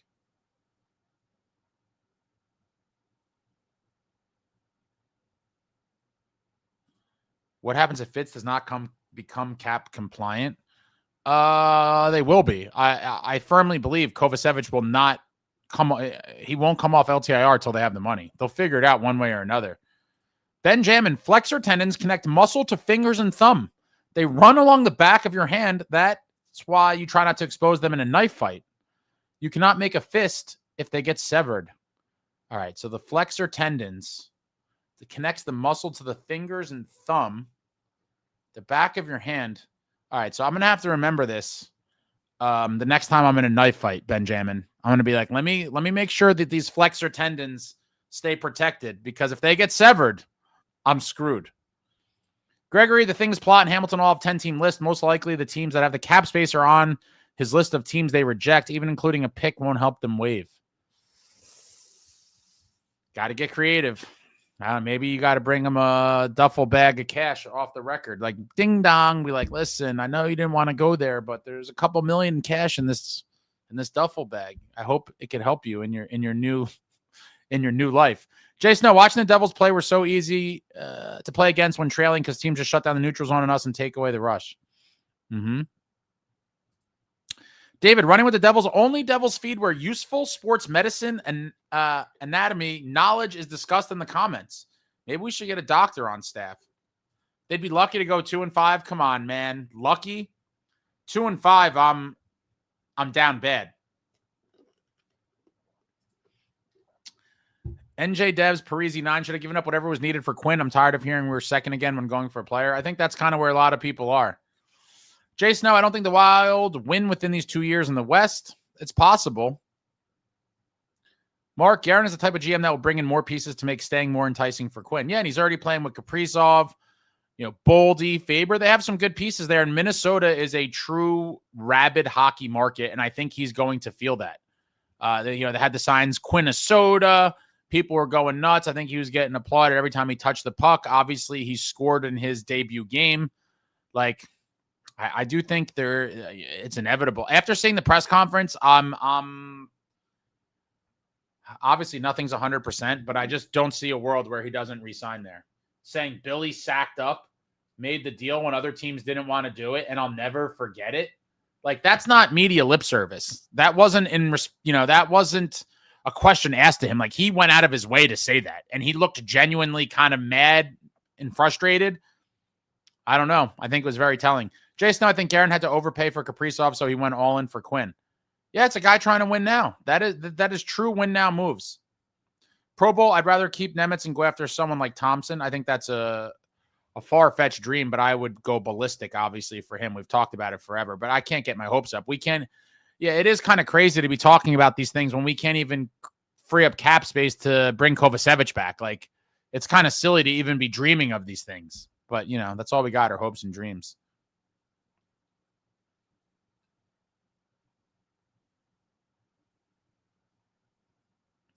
David, the central bracket, Avs, Wild, Stars, and a wild card team I pity is going to be just as sick, if not sicker, as last season. Avs are playing the best hockey I've seen any team play in a decade now. Yeah, they're a juggernaut. Absolute juggernaut. Red Devil, the crap part is we'll probably lose Mercer when Kovacevic comes back because we can't shed contracts. See, like, if this happens, I would be disgusted. Like, this should be the end of the line for everybody. If we have to lose a guy like Mercer to make cap space. And again, I don't think it'll happen. I firmly do not think it will happen. Because I think they'll just wait till somehow, some way he's going to have to free up the money with someone other than Mercer. I mean, that's crazy. Louis says, I was not celebrating the signing of Palat.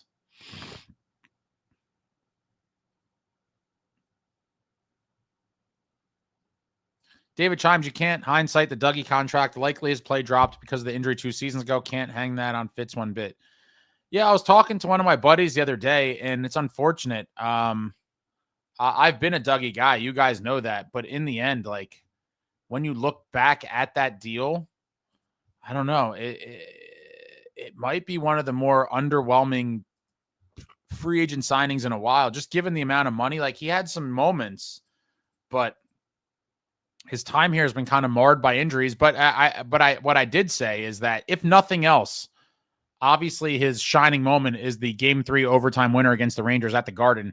Had he not scored that goal, we easily could have lost that game, which would have put us in a 3-0 hole, and then the series is over.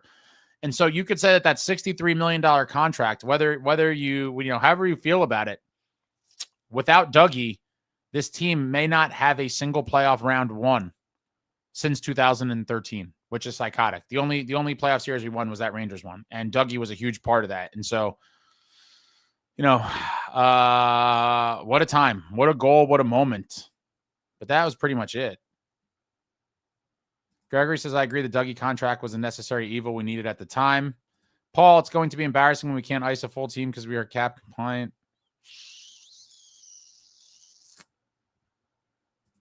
Louis, I wrote it in a comment on your video earlier today, but Fitz had to have known about Quinn before the buyout window, and he signed Covey and didn't buy out Plot anyway. It cost us. Yeah, because you have to pay a penalty with the buyouts, and I think that he mistakenly believed that he was going to be able to figure out a way to move him with a lesser penalty.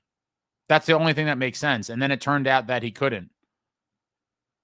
Jay Snow, this team's got some real flaws. We don't have guys who get to the blue. Yeah, I want the dogs, the crease crashers. Get me some crease crashers immediately. Gregory, also remember the LTR cap space rule change this year? Yeah, they closed the loophole.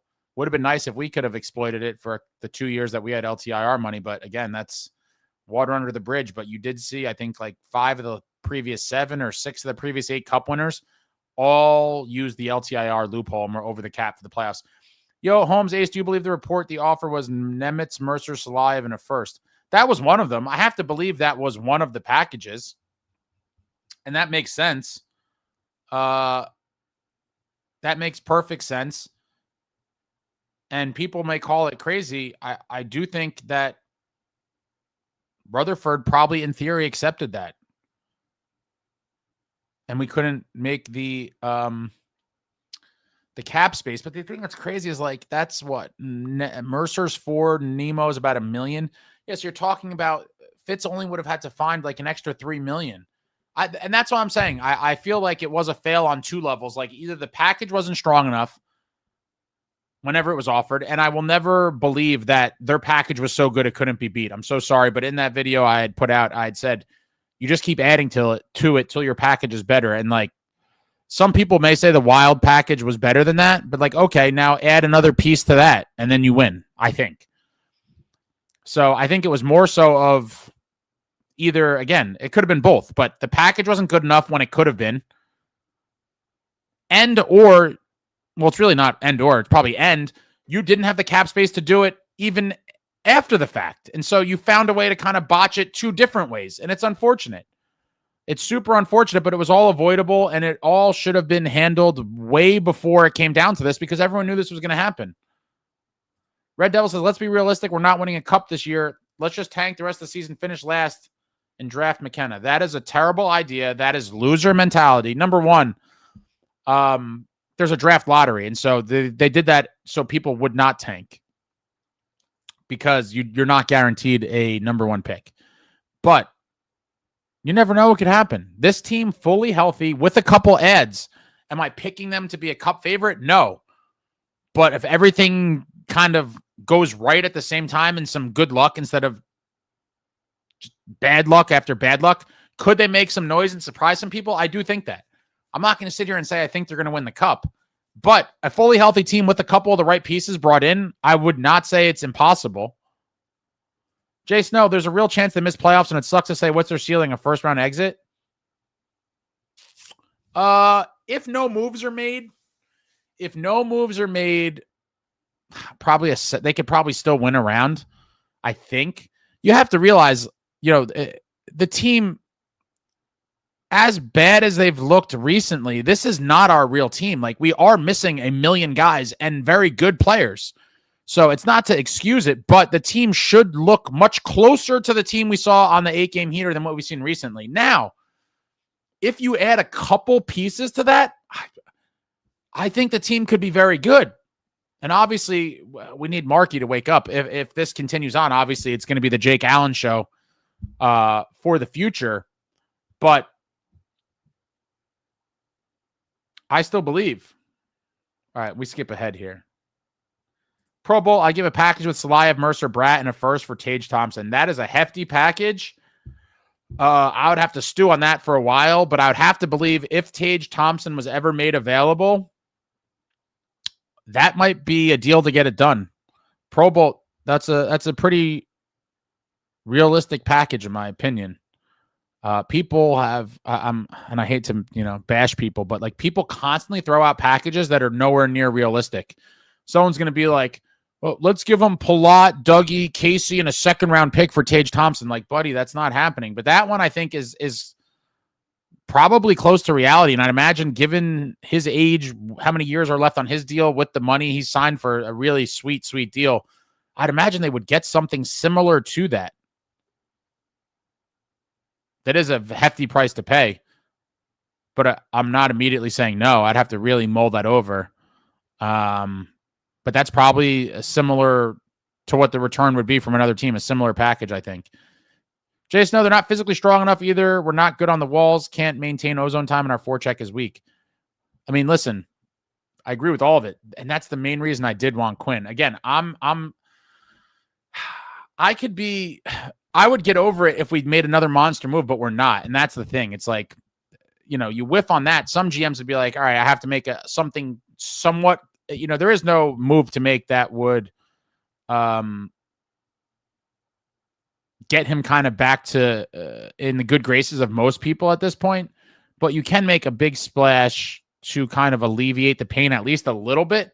But Quinn is a beast. His zone entries are beautiful. He's gonna help whatever team he's on play in the ozone a lot more. And that's why, to your point, Snow, I think that Quinn would have been a really nice piece for the Devils to have. But it is what it is. All right, I'm trying to skip ahead here. GMR says, tired of the future is bright BS. Where are the win now moves? Fire Fitz merch will drop before Fitz makes a move. I've already seen Fire Fitz t-shirts from somewhere on X. You could see those. They're already out there. Jason, you're more positive than me, Ace. I don't know if this team can make any deep run. If it's been 3 years of watching this team and it feels like 22, 23 was just an outlier year. And that could be the case, but we have been crippled with injuries and then crippled by the front office since that year. 23, 24, a little bit of an adjustment year. Severson and Graves leave. We missed them more than we realized or thought we would miss them. Luke and Nemo had some great nights. They had some horrific nights, but in the end, goaltending sunk us. They did nothing. And while I don't think with goaltending that team would have made a deep run, I think they would have at least made the playoffs, which would have went a long way in terms of experience and everything else for the guys on the team. And last year, Jack goes down, punt. So it's like we've never really been in a position since 22, 23 where most of the team is healthy and you might see a somewhat motivated general manager to make a move. But at this point, you know, most of us have completely lost faith in him. But time will tell. It very well could have been an outlier, but it's just hard for me to believe that it's a total outlier when all of the main pieces are still here.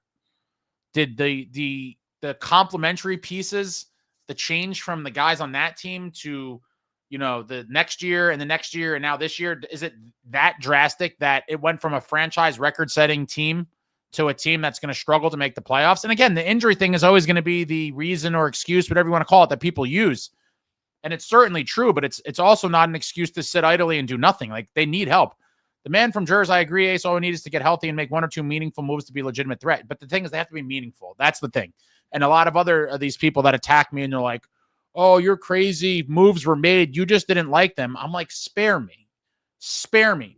Spare part moves for the sake of making moves are not the moves we're talking about. We're talking about true, impactful, meaningful moves along the likes of the names being thrown out there. I think most people know the difference between a true, meaningful move and a move that's just kind of like a desperation type of thing.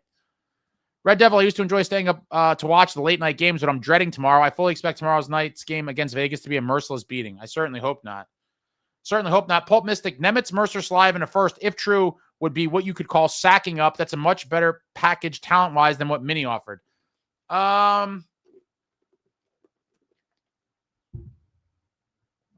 I don't know. It's pretty close. The issue with that is I still think most people would say that the Minnesota offer was better because they're going to start off with, you know, whether you agree or not, the consensus is that Zeev Buyum is better than Nemitz. Now, I haven't seen enough of him to say. Obviously, we're all a little biased, and Nemo is probably at an all-time high in terms of our perceived value of him and appreciation of him because of the breakout season he's having, because of the clutchness of, or the clutch nature of a lot of his goals. But it seems like the hockey world consensus, again, whether you agree with it or not, is that Buyum is better than Nemo and that Rossi is better than Mercer. So then, yeah, Salive is kind of an unknown. So I still think, Pulp Mystic, that most people would say the Minnesota offer is better than that one as it stands, but you could tweak or add to that deal to win the deal. That's my point. Like, you still have tons of other things that you could do. Pro Bolt says I'd give up Bratt, Mercer, Slive in a first for Thompson. I think a lot of people probably would. A lot would say that that's an insane overpay.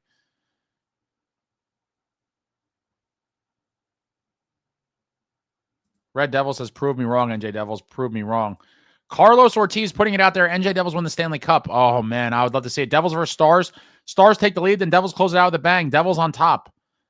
That would be a Stanley Cup rematch 26 years later. Obviously, they met in the 2000 Stanley Cup Finals. A pretty damn good Cup Finals, in my opinion. Oh, man, that's probably near like peak childhood times for me to watch that 2000 Cup run and all the years before. The Devils Stars rematch 26 years later would certainly be awesome. Pro Bowl says, I don't want Quinn here. They can play together in the Olympics. I don't think Luke will be on the Olympic team, but crazier things have happened. Cape Dweller Ace is the James Brown of Devon's vlogger. Good God. Pro Bowl, I'd rather have Tage over Quinn. Bobby says, forget Thompson. Give me Matthews or Robertson. Are you talking about Austin Matthews? Bobby, did you bump your head? I like Robertson, but again, he's going to want a ton of money, and I don't know that it's worth it. I would focus on a guy who has years left at a normal number. To bring in one of these guys and then pay them like 12 million plus, I don't know how I feel about this. Red Devil says, if this season is salvaged, it would be in spite of Fitz, not because of him. That I agree with. We almost have to like luck out into success. Richard, forget all three and give me Sam Bennett or Brady. Need snarl and size for the real hockey playoffs. You guys know I wanted Bennett, obviously. I talked about that forever. I knew it wasn't going to happen. And then Bill Zito, the legend, signs him to a team-friendly deal. And every other player on his team to keep the band together and just keep running it back in Florida. Obviously, they're going through their struggles right now. They're severely banged up as well. But my God, what a unit they have down there. David Chimes says, Quinn saying sacked up made me wish he was here even more. Dude is not only great, but has spunk. Canucks fans already know that. Yeah. No, it was one of the more interesting and telling kind of sound bites I've seen from a hockey player in quite some time. Pro Bolt says season gets salvaged, all that to lose to the Hurricanes in the playoffs. Oh my God, I hope not. I really hope not. That would suck.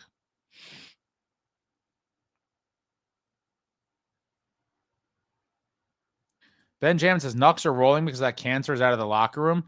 I don't think he was cancer. I just think that the whole drama and them constantly being asked about it and kind of the uneasy feeling, I think has more to do with it than anything else. Not to mention that they did get two good players in return for him. And so that's going to help them from an on-ice standpoint.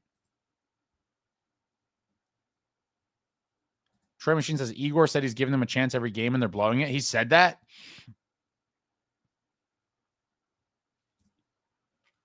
Lewis says Covey should have never been extended in the first place. Also, I think the rule is when a guy is healthy, he has to come off the IR.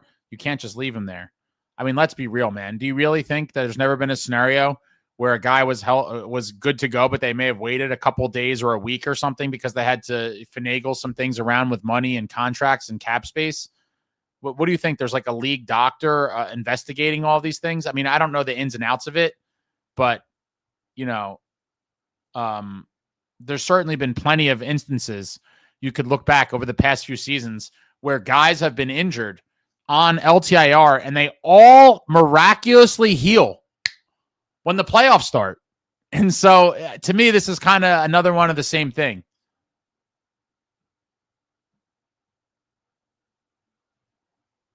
Seabone says Fitz has to go because of the 6x2 to Markstrom. Let's give Marky a chance, guys. You guys are killing this poor man. Red Devil Fitz trading Mercer when Covey comes off LTR is like borrowing money to pay your January bills because that holiday that comes every December 25th just snuck up on you. It's kind of true. Like this was a known thing. Washed Up says we aren't getting anyone. You people are lost. No one wants Hamilton or Pollock contract unless we retain money. And we can't retain money. I do think people are going to try to get us to retain. I still believe you could get rid of the contracts by attaching picks or prospects. I do think. Not ideal, but I think there is a way out.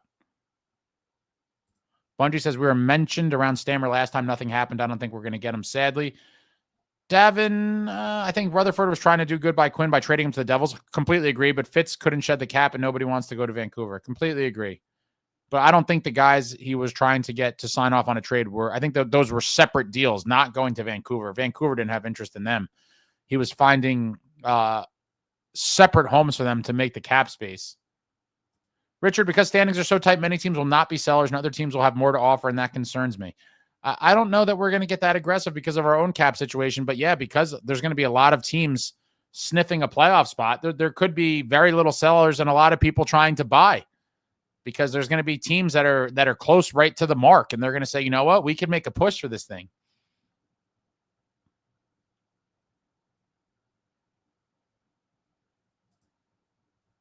I think I did. Let me double check. Should I put it on the screen for everybody? No, I'm kidding. Yeah, I got it. I'll keep you posted on that front, Jay Snow. Tay McLeod. I feel like a lot of the problem is shot selection. The amount of times I've seen them shoot the puck directly into the goalie's crest is depressing. Yeah, no, obviously they're not doing that on purpose, but yeah, like the other day, I think it was late in the game. We were trying to tie it up. Bratter had like a really good chance and he just fired it right into the crest. Like, every team deals with that. It sucks, but it is what it is. I would like to see a little more creativity, but too, I think Snow said it earlier. Like we need guys just crashing the crease. Take a maybe an interference or a roughing, bumping a goalie. Try to do something. We need some dirty, greasy goals. Mark, it's a business though, Ace. These guys are professionals. Staying and being resentful doesn't help anyone. No, I agree. I think it's very childish. Like, dude, you're getting paid a ton of money. Be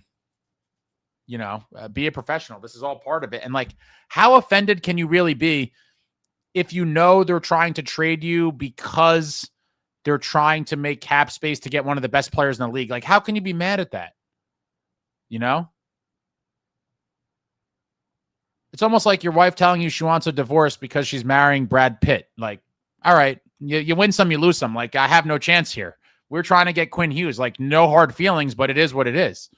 Like, you're not winning. You're not, it's unavoidable.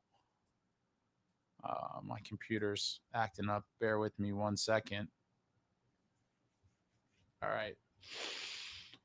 A lot of you are very chatty tonight on this. Was this Tuesday? Quinn had an assist tonight. Wow. Oh, I like these questions. Sunrise, who would you rather have right now if you had a time machine? Pando, John Madden, Bobby Holik, Sergey Breland, Claude, or Randy McKay? Oh, man. Are you talking about for... So, all right. So I have a lot of questions, and it's going to take me a couple minutes to get back down when you answer me, Sunrise. But my question is, are you talking about for this specific 25-26 Devils team as it stands? Or are you talking about if this was like some sort of draft and I don't know the other pieces yet? Or are you talking about on this specific team? That probably will affect my answer.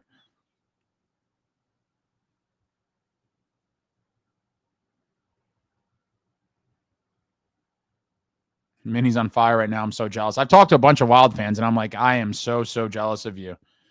You have, wow, the Wild 5-0 against the Caps. Imagine they go and win a cup. Oh, my God. Billy G, what a legend. For those that don't know, current Wild general manager Bill Guerin, absolute dog for the New Jersey Devils. He played for a ton of other teams as well, but won a cup with the Devils in 95, won a cup as a player with the Pens in 09. Then he won some rings in the front office. And this guy's a Team USA guy, USA Hockey Hall of Famer, absolute dog. And now he's just doing big things in the front office. And wow, their fan base has got to be fired up.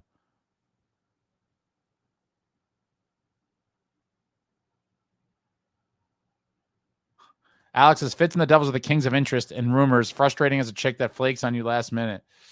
That's why I can't really get excited when we are like the rumor mill champion. We're rumored to everybody.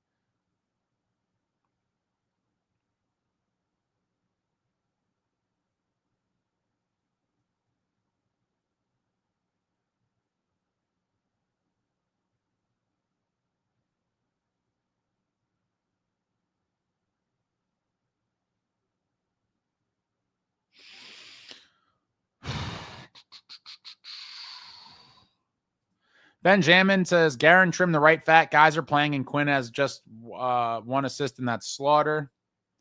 Joe, Ace, thanks for letting a father and son tandem on regards to the Canucks game. Hopefully now that Pesce is back, some fight will return to the team. Well, Joe, hopefully we see some signs of life.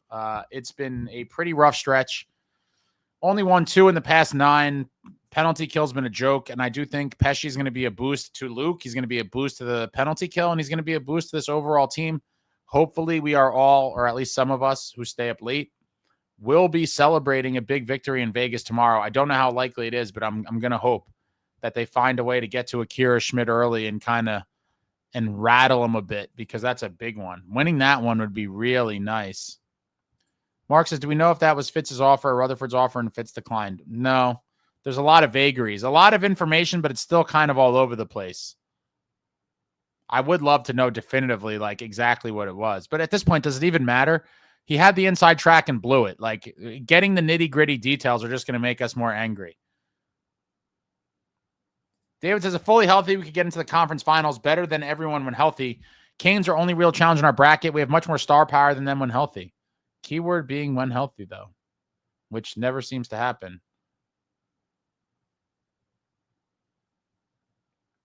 Snow Devil, now that Quinn is off the market, do you think ownership gives up on the possibility of the 3 brothers and would also consider trading Luke away? I don't think so, but anything's possible, but I don't think so. I think it's just going to be the two brothers here for a while, and, the Quinn thing never happened. Mardik, Devils have a year and a half to clean this up and make a desirable landing spot for Quinn. I have no faith in it. And it's not even as much as that I don't have faith in the Devils. It's that I believe in Billy Guerin and what Minnesota is doing. And so it's not necessarily, him not coming here is not necessarily a knock on the Devils. It's just that the situation in Minnesota was hard to turn down.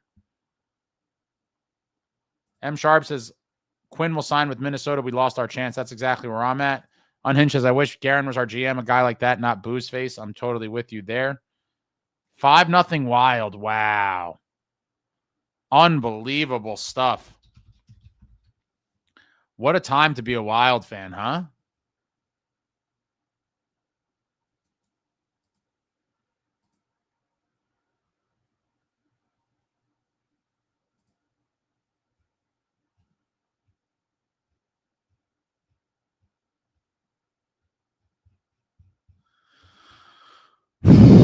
All right, let's see.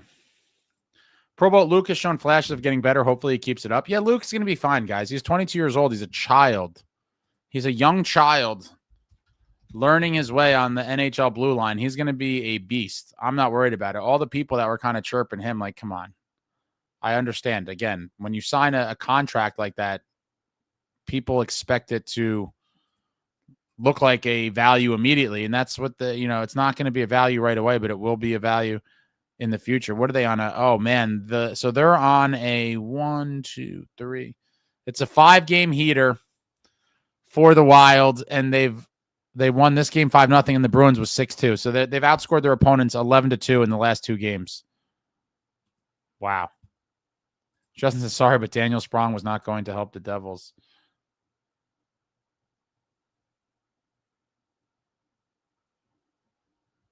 Definitely a Quick Check guy. Shout out to Quick Check. The Quick Check iced coffee. At this live brought to you by Quick Check, and a phenomenal coffee bar. Whether you like iced coffee, which I do, or hot coffee, you go in there and they have a million creamers and milks and different things and the flavored ones. Whatever you need, they have the big kind of ice chest with all the stuff in there, the refrigerator. Great stuff.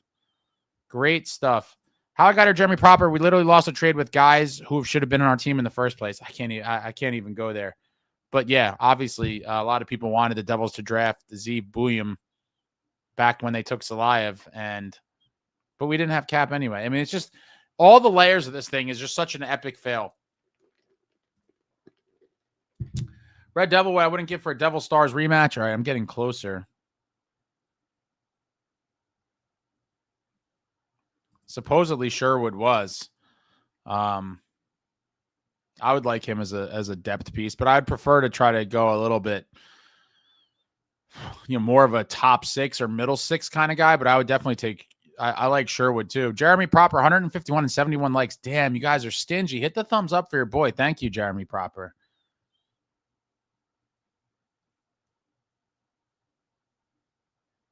The man from Jers 201. I know calling for someone's job is insensitive, but we really do need to dismiss Fitz. Get a GM who will sack up and make those moves to put us in elite category. I do like your Brodeur idea. Yeah, I mean, a lot of people are against that too, and I get it, but I just personally believe that a guy that has been around for that long has worked with some great hockey minds wherever he was, whether it was Lou or Doug Armstrong in St. Louis. He's been around a lot of guys. The Team Canada guys, I would certainly take the chance. Oh my God. Seabone says, in my opinion, the Devils will be selling hard very soon. That would be crushing. Be absolutely crushing. Corporate ownership sucks. Jeremy Proper, bad drafting is worse than the trades. Yeah. I mean, listen, Fitz doesn't really make bad trades. He just doesn't make trades when you want them to happen. It's like the team is struggling, make a damn trade, get someone impactful, and we get sprung. Like that's my, and the goalie thing, 23, 24, no goalie all season long. Everyone knows our goalies suck. And then we get Kakin and Allen and we're told, oh, there was no way to get a goalie all year. Like, I can't believe that. So, it's not like he's making bad trades. It's just the inactivity. And then obviously, then you want to get to the poor drafting and then the handcuffing of the contracts, the trade protection. But, There's a lot of moving parts here. Z Pleat says, love Nico and Brad, but this core isn't working out. One playoff win since 2012. Nico's leadership questionable. Teams just don't collapse like this. Team is mentally soft. Keith knows it too. I agree. And once Keith kind of says it, then I think that's the final kind of affirmation that it cannot be denied. Now, will Fitz have it in him to make one of these foundational shake-up trades? I don't know. But the team does seem like a mentally weak team. And when the tough gets going, they just kind of, in crunch time, fold up, pout. I follow Pesce's dad and he's pissed. My phone number out there too. M Sharp, since everyone is bringing up Nico, what would you want to return from? Oh, I can't even get to this. This is going to be nauseating. I mean, it's going to be it would be a decent return, but you're not just like the Quinn thing. You're not winning that trade. So it would be super unfortunate. I don't even really want to think about it yet, but that would really suck. Bobby Farnham would solve everything. Jay Snow, leaving the Giants game Sunday, I was right outside the old stadium. I wanted to go inside so bad. I would love to go in. Red Devils is a new goal song written and recorded by Teaneck, New Jersey native Zach Wild. Is what we need to break the curse.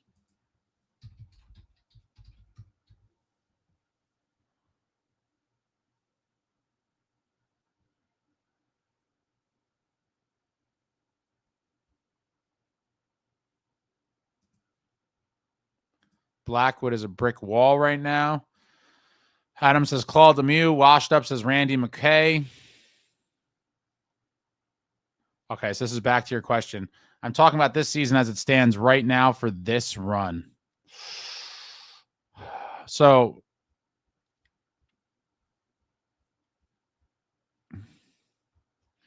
I forget where your list is, but I remember what my answer was going to be if you're talking about this specific season. And it's just really a positional thing. I'm going to have to go Bobby Holik easily because we desperately need center depth and we desperately need size and physicality. And so Bobby Holik, and I love all those guys you put on there. They're all winners, multiple cup winners, just guys I loved as a kid and huge parts of Devils history. But for this particular team, Sunrise, I have to go Holik because it fills a very big void at center and big as in, the position, but his physicality being large and super powerful and just one of those absolute nasty guys. I think he checks all the boxes for me personally, but any one of those guys would have been or would be a great addition to this current Devils team. Obviously Madden, great two-way center. And then you have physical wingers that could score and do everything in Claude and McKay. You couldn't go wrong with any of those guys, but I'm going to have to go Holik. And the kind of tilting factor again is that he is a center and he's just a massive mountain of a man. Unhinged says, I was going to attend tomorrow, but now I'm not since all the talking here about let's just watch on TV until shit improves. Well, this is a road game, so this is a little different. This is do you live in the area? Do you live out there? Always the bridesmaid, never the bride. Fumble Fitzy. Oh, man. Garen was part of the Jason Arnott trade. Yes, he was. Tay McLeod, what do you think is going on with the power play? It just can't be that Jack is gone. I know they relied on him for a lot of entries, but we still have players like Brett. Yeah, but we're still, if you look at the power play, right? Like now, Grits, Nemo, and Jack, those are all power play one guy. Well, let me think about this. Nemo. Yeah, I mean, if we were fully healthy now, they would all be. Grits might not be. Grits might be on power play too, but they're all power play guys. And the power play the other day, I forget what the first unit was, but you're like, oh my God, it was, Nason's kind of had a few chances. I think Palat may have been on power play one the other day. I just think it's a little bit of everything. Lack of cohesion, and not our best offensive firepower out there because they're injured. But there is no excuse for it to be as bad as it's been. Don't get me wrong. Like it should never be this bad. But right now it is. Cape Dweller, I got Garen and Driver's autograph at Herman's Sporting Goods summer of 95. He liked my Red Sox cap. Very nice. I remember Herman's. Richard telling me to rough his son up when necessary. You guys are talking about Pantera. Am I getting closer to being caught up, guys? I mean, I apologize. I'm trying my best. You guys you're a chatty bunch. A chatty bunch. I saw with MSG with Pantera. I already want to see them again. Okay. A lot of people talking about Zach Wild. My boy's big into him.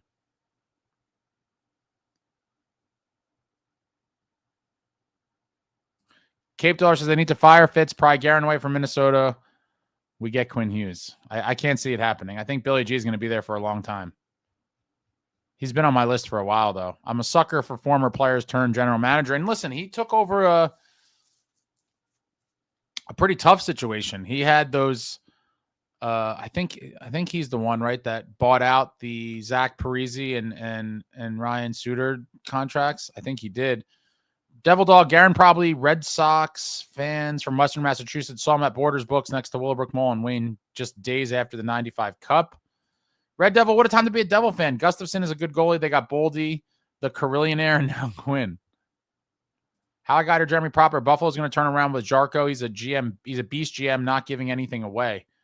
Well, I think nowadays it's going to be hard for these. I don't think many GMs are going to be giving anyone away. And anyone who's selling pieces is probably going to have a lot of teams interested.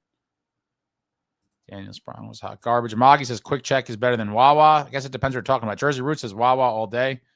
Jeremy Proper, Wawa all day, every day, twice on Sunday.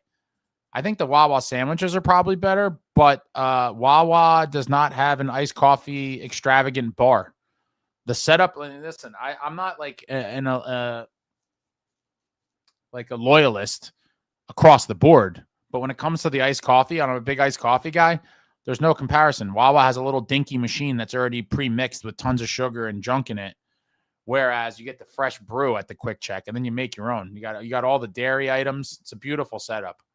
It really is. I feel like such an old man. It's such an exciting part of my day when I go there. I'm like, what kind of creamers they got out there today? Husky, nearly 30 minutes for Quinn tonight with 3 blocks. Mark, look how investing in your team by getting a piece totally elevates the rest of the players. 5-0, 6-2. Sprong ain't doing that. Yeah, the difference between impactful moves and just kind of nonsense moves. It is what it is. Near UMass, oh, man, one of my good friends from high school went to UMass Amherst. And let me tell you, some of the greatest nights and weekends of my life took place in Amherst. What a time to be alive.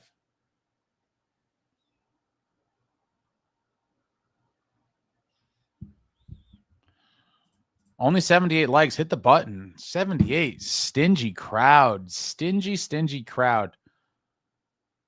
Cape Dollar moved down to South Jersey, and Wawa is a way of life down here. Quick Check is just a convenience store for up north. Ooh, shots fired. Shots fired. Marco Rossi, 2 instead of Holtz. Yep. 2 guys that the Devils could have had. But what are we going to do, guys? This one will be kind of sting for a while. Jay Snow, Fitz doesn't have the sack to make any real trades right now. He doesn't have the cap space. Never mind the sack. Jeremy Proper, dark days ahead. Get ready. When $15 million is tied up in 2 people that won't score 50 points together, oof. It's true.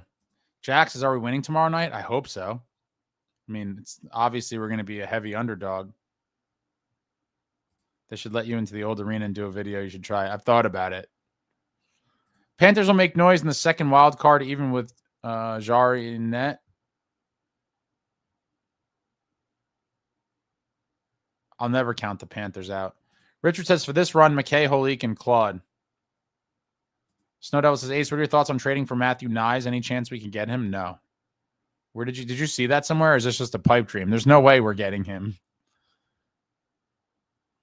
Mark says, no doubt Johnny Madden, solid checking line center and a PK machine, shorthand goal specialist.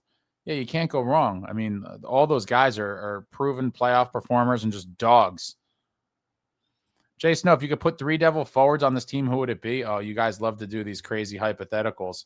Are you talking about all time, any from history, Snow?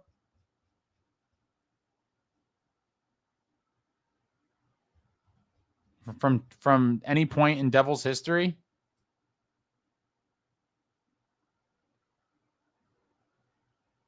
I gotta use the bathroom real quick. I'll stay on here for a little bit longer. You guys are chatty. There's a bunch of you still in here. Bear with me 1 second. We'll leave. I don't have a cool graphic to leave. We'll leave this. This is hope. Pesce's coming back. Snow, let me know, and then I'll get back to this. 3 Devils forwards. I'm going to think about this while I run to the bathroom. Back in 2 minutes.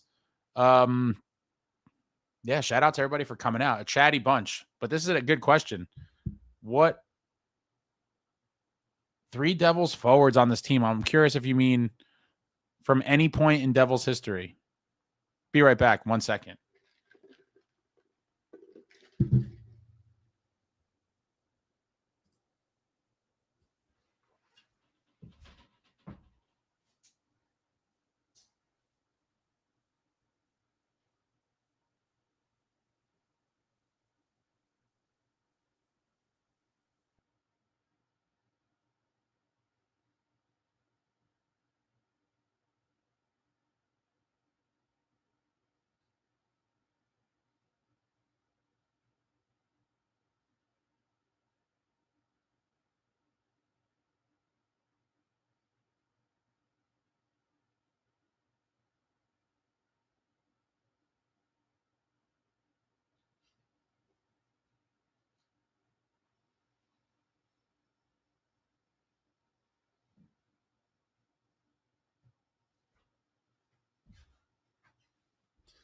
All right, we're back.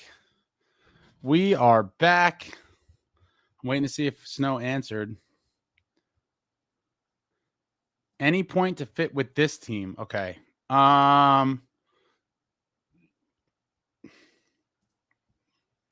This is a really good question. So for this specific team, you have to look at team need. You can't just go best forwards because you have to go for need here. And obviously center is a need. Center is a need. And so to take care of the center right away, I am going Jason Arnott. Jason Arnott, the big hulking center. A lot of us have reminisced about this monster of a man. Can you see him over my shoulder? I changed the frame of it. I can't see because now I'm in a small screen. I think you can see him right over my head there, scoring that beautiful goal. That beautiful, beautiful goal in double overtime to win the 2000 Stanley Cup in Game 6. But Jason Arnott definitely on there. The big hulking center. It seems like they're almost a dying breed. The guy was an absolute truck. Skill, had some grit. Love Jason Arnott. He definitely is on the list. All right, so I got a center. Jason Arnott. Oh, this is going to be unpopular for sure, but there's no way on the planet, if you're not just being blinded by hatred, Ilya Kovalchuk. Arguably, and I still think it is, the most explosive offensive talent I've ever seen play for the New Jersey Devils. While he was here, the Kovalchuk era was absolutely electric.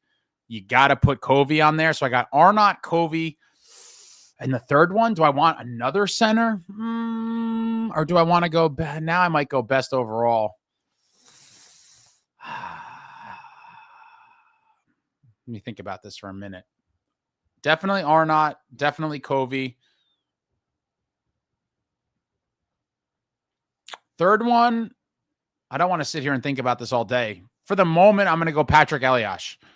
Patty. Can't go wrong with Patty. I think that would be my 3. Arnott, Covey, Patty.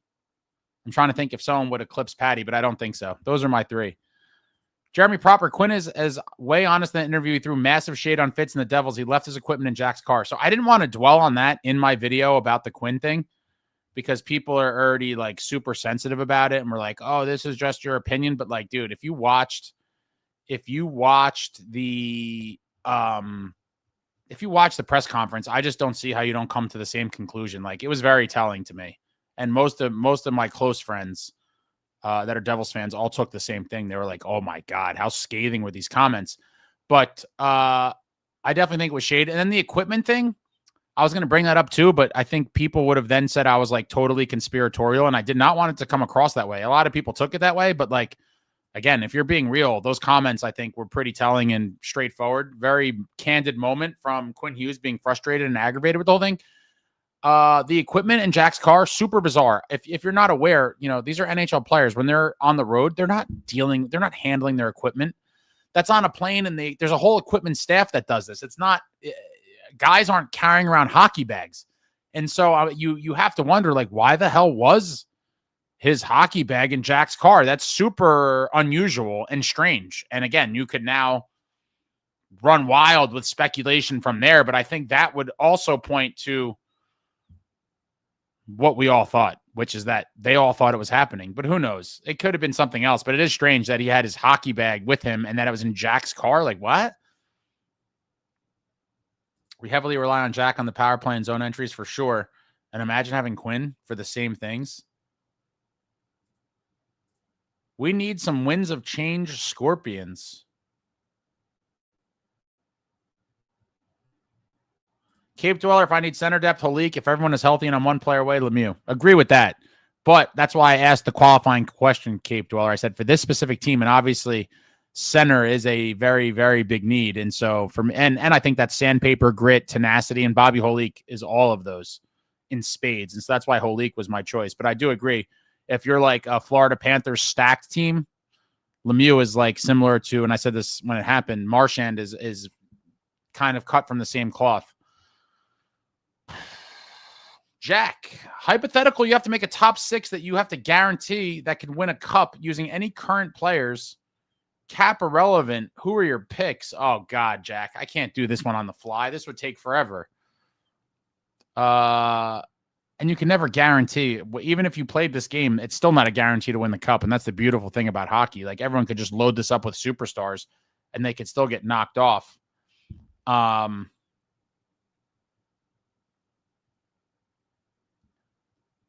I mean, quick answer.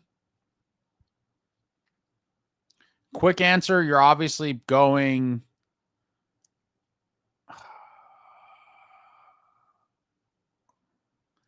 McKinnon, McDavid.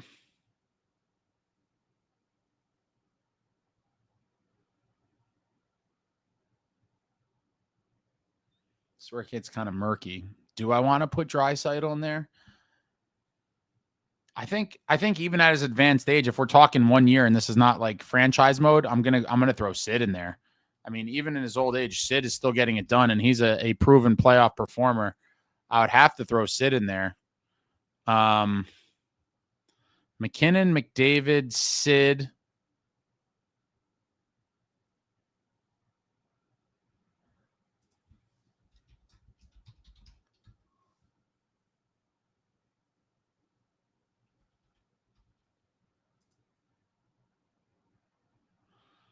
McKinnon, McDavid, Sid. This is tough because I have a bunch of names in mind. That's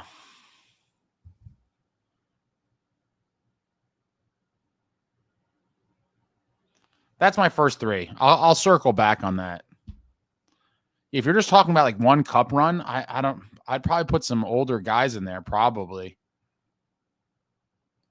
Yep. Contracts wiped out thanks to Billy G, Selected Boy for sure. What is Wawa? It's like a convenience store, but they also have like a deli.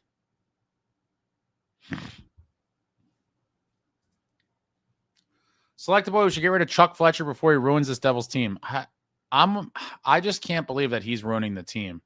I don't think he has the power to. Now, people are going to be like, oh, he's the assistant or whatever the hell his actual title is, but like he's not ruining the team. All signs point to the same person. Benjamin, the difference with us is we hit a rock bottom and it's never low enough. All hail a 25-year rebuild. Terrible. Seabones, I don't want to drink loser beverages anymore. Yeah, neither do I. I've been watching this team since 1986. I've never seen it this bad. Fitz needs to go. That's a fact. I agree. But it's not going to happen. There was multiple reports that his job is secure. And so round and round we go. Ethan, I sat in the Verizon Lounge for the Rutgers versus Seton Hall basketball game, and it was absolutely horrible. They only had one side open and horrible food. I have heard at the non-Devils games, it is like a stripped down version. I have not. Actually, I was there for a wrestling event, not like entertainment wrestling, like actual the sport of wrestling. Because some of my buddies wanted to go. I went last year. And it was a slightly stripped down version from what they have at the Devils game. Wawa's the official sandwich of the Devils.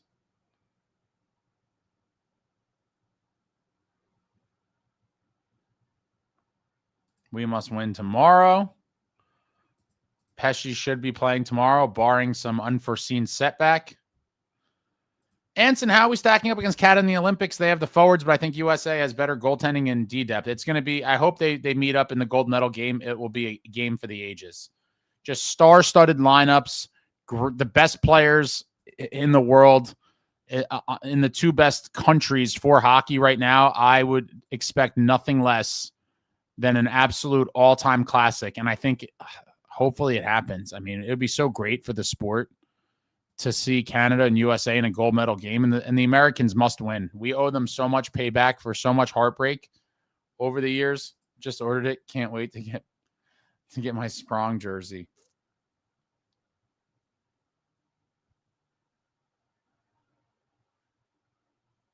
Michael says, going on a limb, but I think we go on a 4-game heater. Oh, Michael, bless your heart. Bless your heart. Tay McLeod, they need to be more creative. Most of the possession time just consists of passing it around and sending it back to the D, who take shots in the blue line, either get blocked or stopped. No, I agree.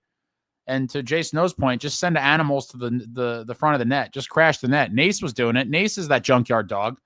Hopefully he starts scoring some more. He scored the other day. Hopefully that wakes him up a little bit. Would love to see that. Salvatore says, Arnott, Madden, Holik, throw in Nico, shift Jack to wing, and all 4 of our centers would be dogs. Oof, that is a pretty sweet center depth.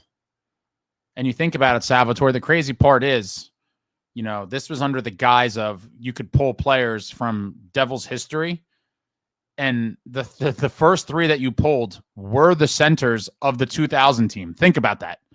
Think about that. That really shows how great of an era of Devils hockey that really was. When you're talking about like these all-time type of questions, and the 3 centers you picked were from the 2000 Cup team. Unbelievable team. Arnott was like watching a train come at you. Amazing. Patty's enjoying retirement. I think he lives in Florida primarily, or in Czech Republic. He's all over. He's still in New Jersey once in a while. He still has a residence here. Patty's just living the good life, as he should. 1099 MW is prime. 1718 Taylor Hall. He was a beast that year, and I talk about it a lot. A lot of people hate on him too, but he single-handedly dragged the Devils team to the playoffs that did not belong getting there, winning the Hart Trophy as league's most valuable player in the process. And I will forever talk about what a dominant season that was. But because of the lack of playoff success here and the lack of having that dog in him, like the true nasty, you know, he had a great season. But to me, you know, despite that, I couldn't put him over Arnott. And again, this was about this specific team, which desperately needs a center. So obviously, if I'm picking 3 players back to, I think it was Snow's question, one of them had to be a center. So I'm definitely going Arnott. And then Covey or Patty, I couldn't put him over that. He might be the next one on the list. He might be my 4. But, you know. Justin says Quinn Hughes signs and the Devils fire fits. I like I said, I don't think him not coming here is going to be a function of like, screw the Devils. It's going to be more so of I like Minnesota. Adam says, is there a Devils fan online petition to fire Fitz? I think that's a great idea. I haven't seen one, and I don't think that would do anything, but how I got her, Jeremy Proper. Met Patty on the golf course down in South Florida. Nicest guy. His girls saw my NJ Devils golf club towel. So cool. Did you talk to him?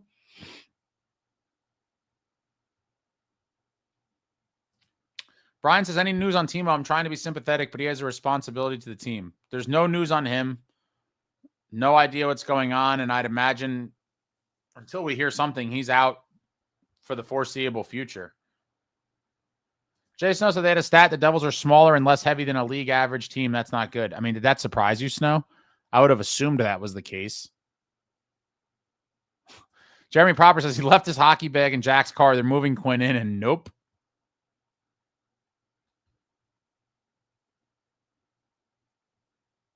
David Chimes, Claude Lemieux would be in the rafters if he spent more of his career here, just as valuable, maybe more than Elias any given season. Well, I mean, they didn't play together for more than, what, 2 years? They played together probably 2 years. Let me see.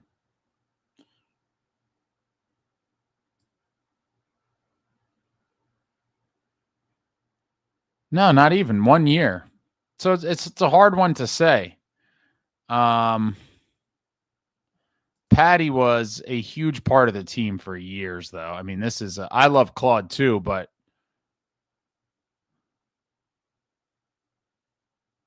quick answer proceeds not to be quick. All right, calm down. Adam, Arnaud, Elias, Claude Lemieux. Jeremy Proper, Lemieux was only a playoff performer, regular season lazy. I don't know if he was lazy, but obviously known for his playoff prowess.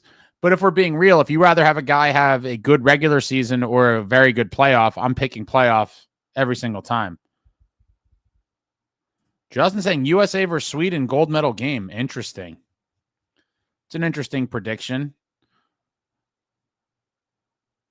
Is it possible Markey doesn't get picked for Team Sweden? I don't even know. Who are the other Swedish goalies right now?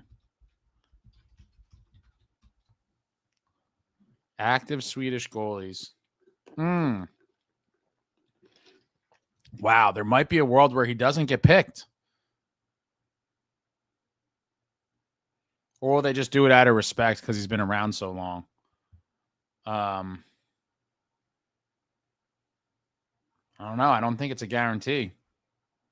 Ethan, don't forget smaller rink also for USA versus Canada. Yeah, that's a smaller rink for everybody. But yeah, maybe that'll increase the physicality a little bit. Bungie, Sirens game only have the main food court bar by the main concourse open. That's about it. Hope they get more popular so they fill up the lower bowl more. I haven't really seen too much info on the Sirens. Are they drawing a crowd?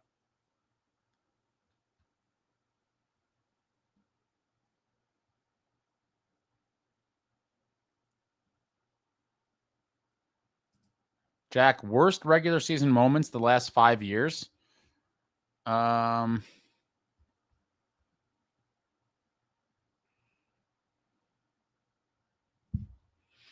don't know. I have to think about that one. Worst moments. That's a tough one. Ryan, I wonder who'll be in net tomorrow. My guess is Allen.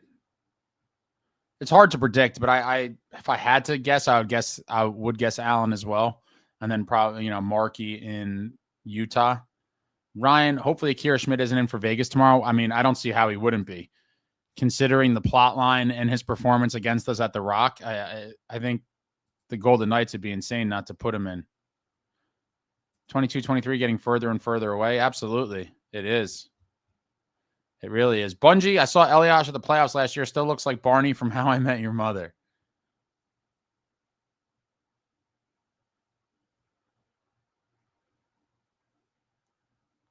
Jeremy Proper, how about Celebrini stepping up and in for Smith? We need that fire from anyone. I didn't see it. Did he fight? David Chimes, Pepe, 4 cups, 2 here, plus 95 Conn Smythe. Almost won Conn Smythe as a rookie with the Habs, but Wow was insane in that run. Obviously, that's in reference to the 1986 Cup champ Montreal Canadiens. In 95, he led the NHL in playoff goals at 13 and 20, all 5-on-5 on a trap team. Maniac. Love Pepe. David says they really need to put Claude Lemieux in the Ring of Honor, like no hesitation there. I said that firmly. He should be one of the first players, in my opinion, put in. Now, there's a bunch of coaches and other things I think are very worthy as well. Subphil, how would you feel about Josh Anderson from Montreal? Such a nasty and heavy player to go against. 1-for-1 swap. Him for Palat. I know Palat has a no trade clause, so I'm just throwing it out there. But why would Montreal do that? That's what I need to understand.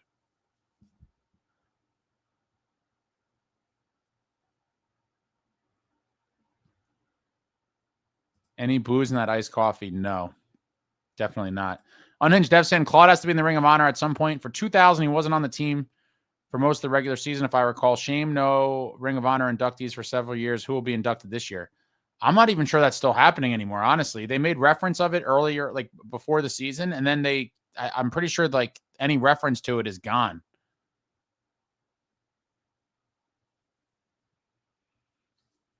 Claude was traded for during that season early on. Lou wanted him back. We lost him after we won the Cup in 95, and then he was back-to-back Cup champs. He won the Cup with the Avalanche in 96. But we traded for him fairly early on in the season. He did play 70 regular season games that year. We sent Brian Ralston to Colorado. Yeah. Yeah, I don't know where that is coming from either. I was about to say, I'm like, let me pull up his numbers. He had, especially, he had multiple 30-goal seasons. Yeah, 30-goal season in 90-91 with 17 assists for 47 points. 41 goals, 27 assists for 68 points in 74 games in 91-92. 30 goals, 51 assists for 81 points in 92-93. Yeah, I mean, I don't know. He had 30 goals 3 seasons in a row for the Devils. 90-91, 91-92, 92-93, and then obviously the monster playoff. Yeah, it wasn't it wasn't scoring 50 goals, but if we're being real, like, we would love to have a guy like him right now.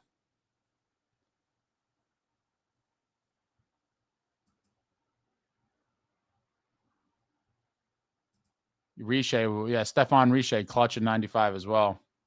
Husky says, check Ace's interview with Gomez to hear hilarious stories about Claude. Oh, man. Gomer's the man. That was a lot of fun. I'll put the link in the yeah, if you're an old-time fan, or even if you're not and you just want to hear a great devil from the past tell funny stories. I'm about to drop this link in the. It's so funny to see the old setup. Link in the chat. Scott Gomez interview. Gomer's the man. Gomer is awesome.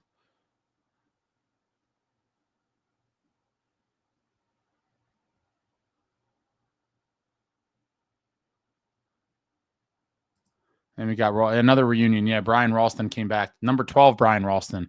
I'll always remember Roley as the 14. The young Brian Ralston, the 95 Cup champ, was number 14.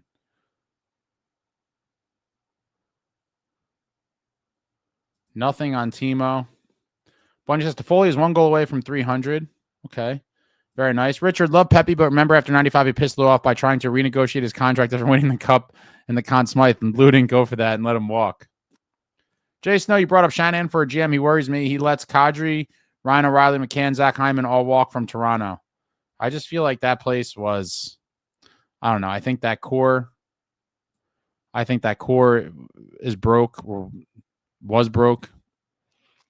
And obviously Toronto is a crazy hockey market. I don't know enough about the owners, but there's a lot of things going on in Toronto. I'm still going to trust Shanny as a hockey mind, and I would certainly have him on my short list of guys to interview should the job become available. David Chimes, Riche was incredible. Maybe not quite Ring of Honor. I'd pick John McLean ahead of him for the Ring. McLean in his prime was one of our best snipers of all time, underrated defensively. Oh no, if you're talking about Ring of Honor, Chimes, I think Johnny Mac easily is over Steph. Ethan Ace, do you see the Devils making any trade before the Olympic break? Unfortunately, I don't think so. I would love to be wrong, but I don't think so. Salvatore, for everything Chico's done for the organization, he should be honored in the rafters, probably with a mic like Rick Jeanneret in Buffalo or Bob Miller in LA. Agreed with that. Chico's been around forever. He's certainly earned his spot up there as well. Chico's one of the great hockey personalities, never mind just Devils in the sport of hockey. Brian Giunta, pound for pound, one of the toughest. Him and Zach. Man, we always digress now. We're all just so depressed. We're talking about ridiculous hypotheticals in the old days. I love it, though. Shaba, hey, Ace, I've been pretty depressed about the Devils these past few days. I wish I would wake up back in October again. Yeah, that heater was a ride. Do I have anything cool over here to show? I've had a lot of things show up lately. I'm wondering if there's anything to I'm looking around here.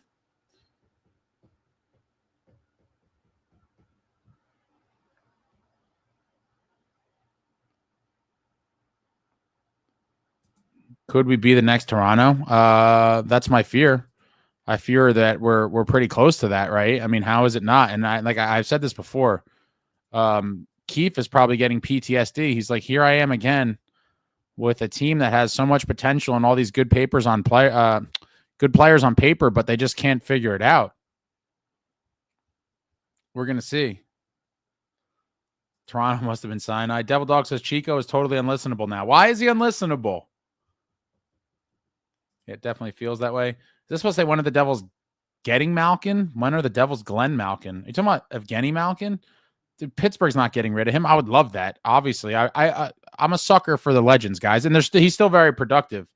Jason said, I don't want to wait 10 years this core before blowing it up. Well, you might. I don't know that Fitz has it in him. I do think if a new GM was ever brought in, they would probably look into it. That's typically what happens. But as long as Fitz is here, and I think he's here for the long haul, I don't know that he has it in him to trade one of those pieces away. Just don't think he does. That's a power move. Yeah, one of the Devils getting Malkin. Unhinged says, you don't like listening to Chico. Jason, no, it does. Their core is really similar to ours. Nyes is like our Timo. Devil Dog can't stand his screeching. He's really declined in the last 10 years. Just retired already. It's really not funny, actually. I haven't listened to him at length in a while. I've listened to a couple post games. I didn't have that takeaway, but I'll have to check it out. Ethan says, if St. Louis ever is open for a trade, I'll go get Jake Neighbors. St. Louis might be selling off. But there's going to be a lot of teams interested, I think. And that's the thing. Once these prices come out, it seems like Fitz gets gun shy. Can he make the difficult trade? It's easy to trade a lot of spare parts.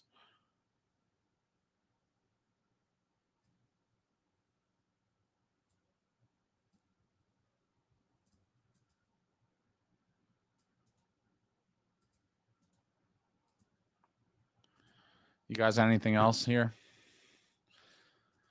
Oh, man. I just want to win this game tomorrow. Start off the road trip with a big one in Vegas. Would be really nice. Light up Akira Schmid. I don't think Keefe has ever dealt with this amount of injuries. Yeah, this is insane. Devil Dog says people are thinking of the Chico from 20 years ago or longer. Bring back Henrique. Oh, you guys love a good reunion. Bring back Henrique.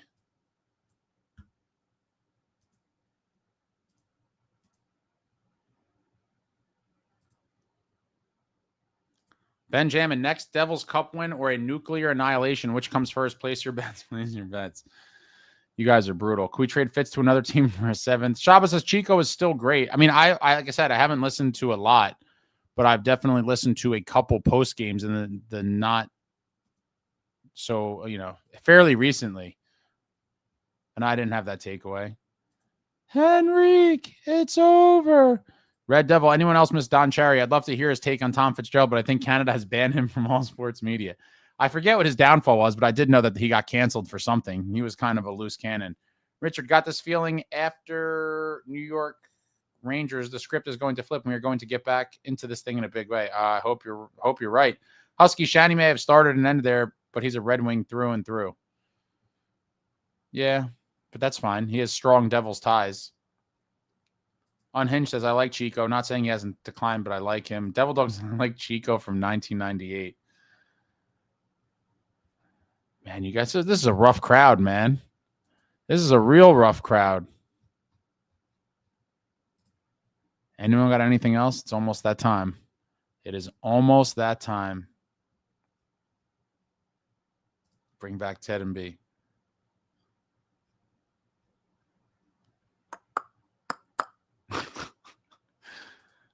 The championship to New Jersey. Man, Doc is such a legend. Benjamin says Schmid scares the hell out of me. Frankly, I think he scares all of us. Unhinged. Fitz should be first inducted into the Ring of Shame. I think we all agree. Oh, man. The Ring of Shame. Amagi, I'll probably be at the Sirens game tomorrow night to take a break from Devils hockey. Well, the good thing is, unless the Sirens game's on the West Coast, you could watch that, and then you could come home and still watch Devils hockey. Salvatore, Ace, I'm in Cali, so I can't talk Devils hockey with anyone at work. So I appreciate all the lives and content you post so I can have a Devils community because us sickos love to commiserate. I appreciate that, Salvatore. We're always here for you. We're always here. We're always here to celebrate or commiserate. Lately, it's been way more commiserating, but hopefully we're back to celebrating very soon. Need those victory drinks. If you're ever in town for a Sharks game, first round's on me. I actually saw a game in San Jose 5 years ago too. I've been wanting to do the Cali trip again. I can't do that to Kovalchuk unhinged. I understand, but I'm over we don't know all the details too. I'd love to get to the bottom of it. There was a lot of weird things towards the end and speculations, but Kovalchuk was electric. Benjamin says, give me Doc all week and twice on Sunday. Doc was great. Sirens game's at the Rock tomorrow, and it's a teddy bear toss. Oh, boy, that's going to be interesting. Can we get Fitz one of those dog cones? Hey, Evan, I would love for the Devils to win tomorrow. I really would. Would love nothing more. I can't say that I'm super confident in it, but I would love to see it.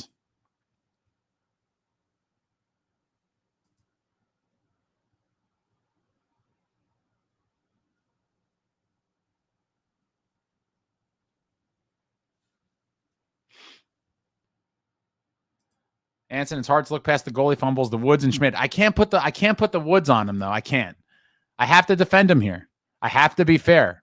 I really aim to be fair. Now, a lot of people will say I'm not, but I've defended this man for a lot of stuff.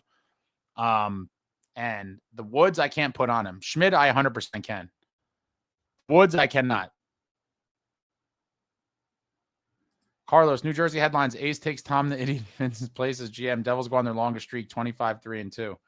Yeah, I would love to see a 25-3-2 run as well. That'd be awesome. Ethan says, Ace, when is the boxing event for the channel?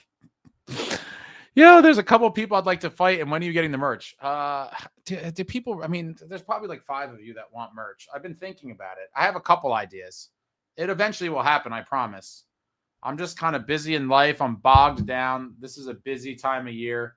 I have a couple ideas. They will come out soon, I promise. The boxing thing would be hilarious. I really think there's something there. I see all these kind of crazy things on the internet, and I think online sports related beefs could really be interesting. You'd have to sign waivers and such, but I think I think that would be entertainment at its highest form. You sign the waivers and we have these bouts.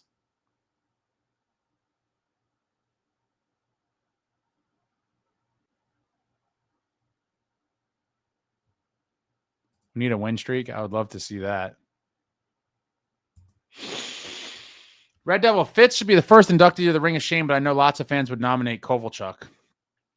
I mean, at this point, I think if you had them on the same, they were both listed as options, I think you would get way more for Fitz. Top Jimmy says, no matter what happens the rest of the way, our clueless owners will give Fitz a thumbs up, win or lose. I think it could. You could be right. Richard Ace doing up rare just before Christmas. About 12 of us invited Jack. Very nice. Boxing at the Rock. Benjamin Ace, thanks for hanging around. Going to sacrifice a goat in the yard for a win in Vegas tomorrow. Abracadabra. Hail Saint. Jason, someone wrote an article about Fitz rehiring Lindy Ruff to the organization. Just what we need. Wait, what? Is that real? Ethan says main event is Ace versus Fitz. Winner is the new GM. We're definitely not in the same weight class. Ryan Demand, if we miss the playoffs this season, that should definitely seal Fitz's fate as GM, and he should definitely be fired. I mean, I agree. But I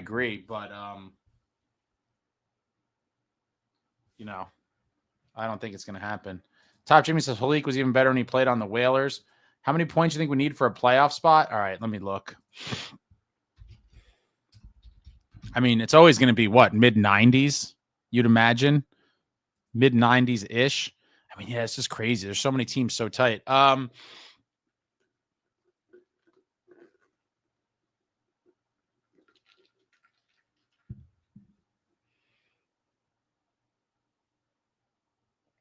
going to say you're going to need to be like 585 points percentage probably to at least get the second wild card. So you're talking...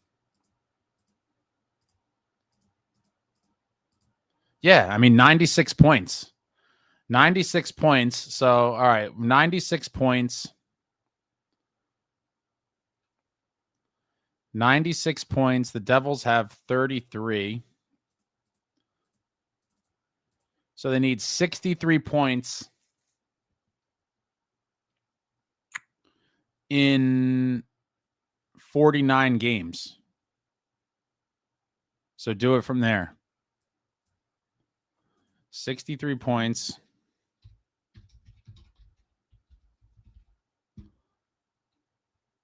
$49 games. So you're talking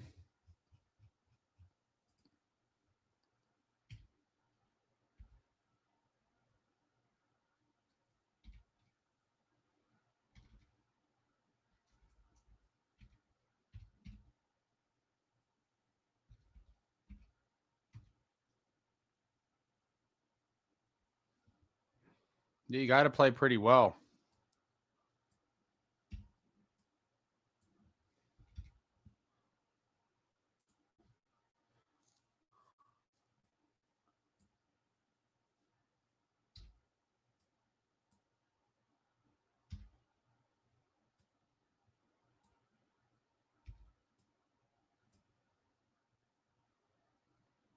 No, it's 585 points percentage hockey for the whole season. But I'm just trying to figure out. So I said 63 points in 49 games. So, yeah, something like this. It's not crazy, but like 29, 15, and 5. That's what 58, 63. Yeah, something like that. I mean, not easy, not impossible, but shit. I mean, it's definitely time for, for people to wake up to the reality. And I'm glad you asked that, Snow, because I did something similar like last week, myself. And like, I think that really kind of puts it into perspective. Like, obviously there's a ton of ways you could get there, and that's not in granite or concrete. Like, that's what you have to do. But you would think 96 points or so is kind of the marker. And that would really put you at somewhere around what I put there, 29, 15, and 5. Something like that is what you're going to need. There's definitely not a lot of room for error.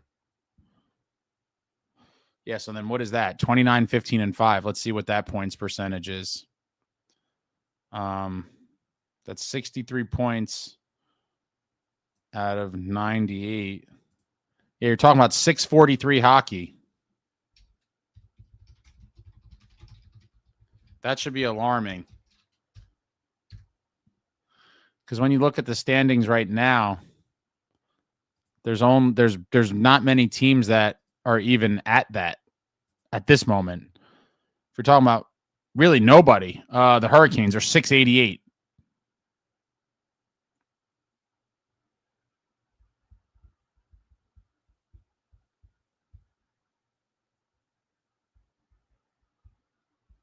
Yeah, that's not going to be easy.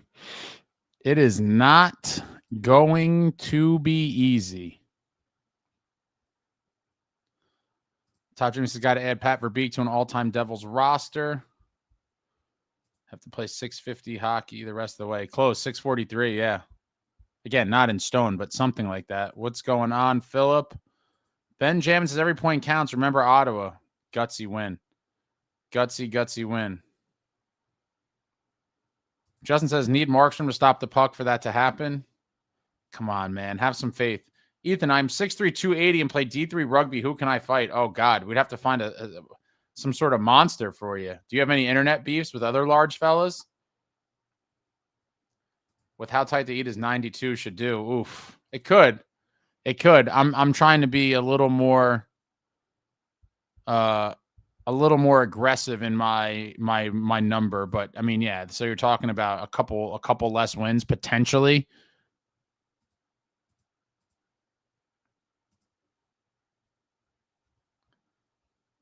All right, that's it, folks. I'm shot. I got stuff to do. So long. Appreciate everyone coming out on a non-game night.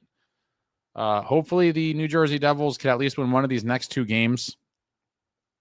Would be nice. It would be really nice to win both of them, but I'm not going to be greedy. I mean, I am greedy. I want to win both, but my expectation is like you must win one of them and then hopefully come home and win that game against Buffalo. at the Rock, and that would have you winning 2 of the next 3, which would be nice. 7 games left for the month of December. Obviously, we looked at that. I'll pull that up again real quick. 7 games left. We're at Vegas, at Utah, home against Buffalo, on the island against the Islanders, home hosting the Capitals, first game after the holiday break. Hopefully this holiday break puts us on an upward trajectory instead of crashing down. Closing out the calendar year at the Leafs, at Columbus. Hopefully win 4. I would love more than 8 out of the 14 points, but 4 is like a minimum, and we will see. I'm still hoping for that 96, David. 92 is a little conservative. That's like, we're really pushing it there, trying to squeak in with 92, but you never know. The East is crazy, and a lot of teams are going to be taking points from each other down the stretch, but that is it. Lots of rumors. We'll see if anything happens. Big game tomorrow. Hopefully we rattle Akira Schmid early. And that's it, guys. I have a bunch of exciting stuff in the works. Keep your eyes peeled. And that's it. Hit the thumbs up on your way out. And that's it. This was a fun one. Talked a lot of old school Devils hockey with a lot of you old timers. That's it. Thank you all for watching. I love you all. Like, comment, subscribe, and all that jazz. Until next time, friends, let's go.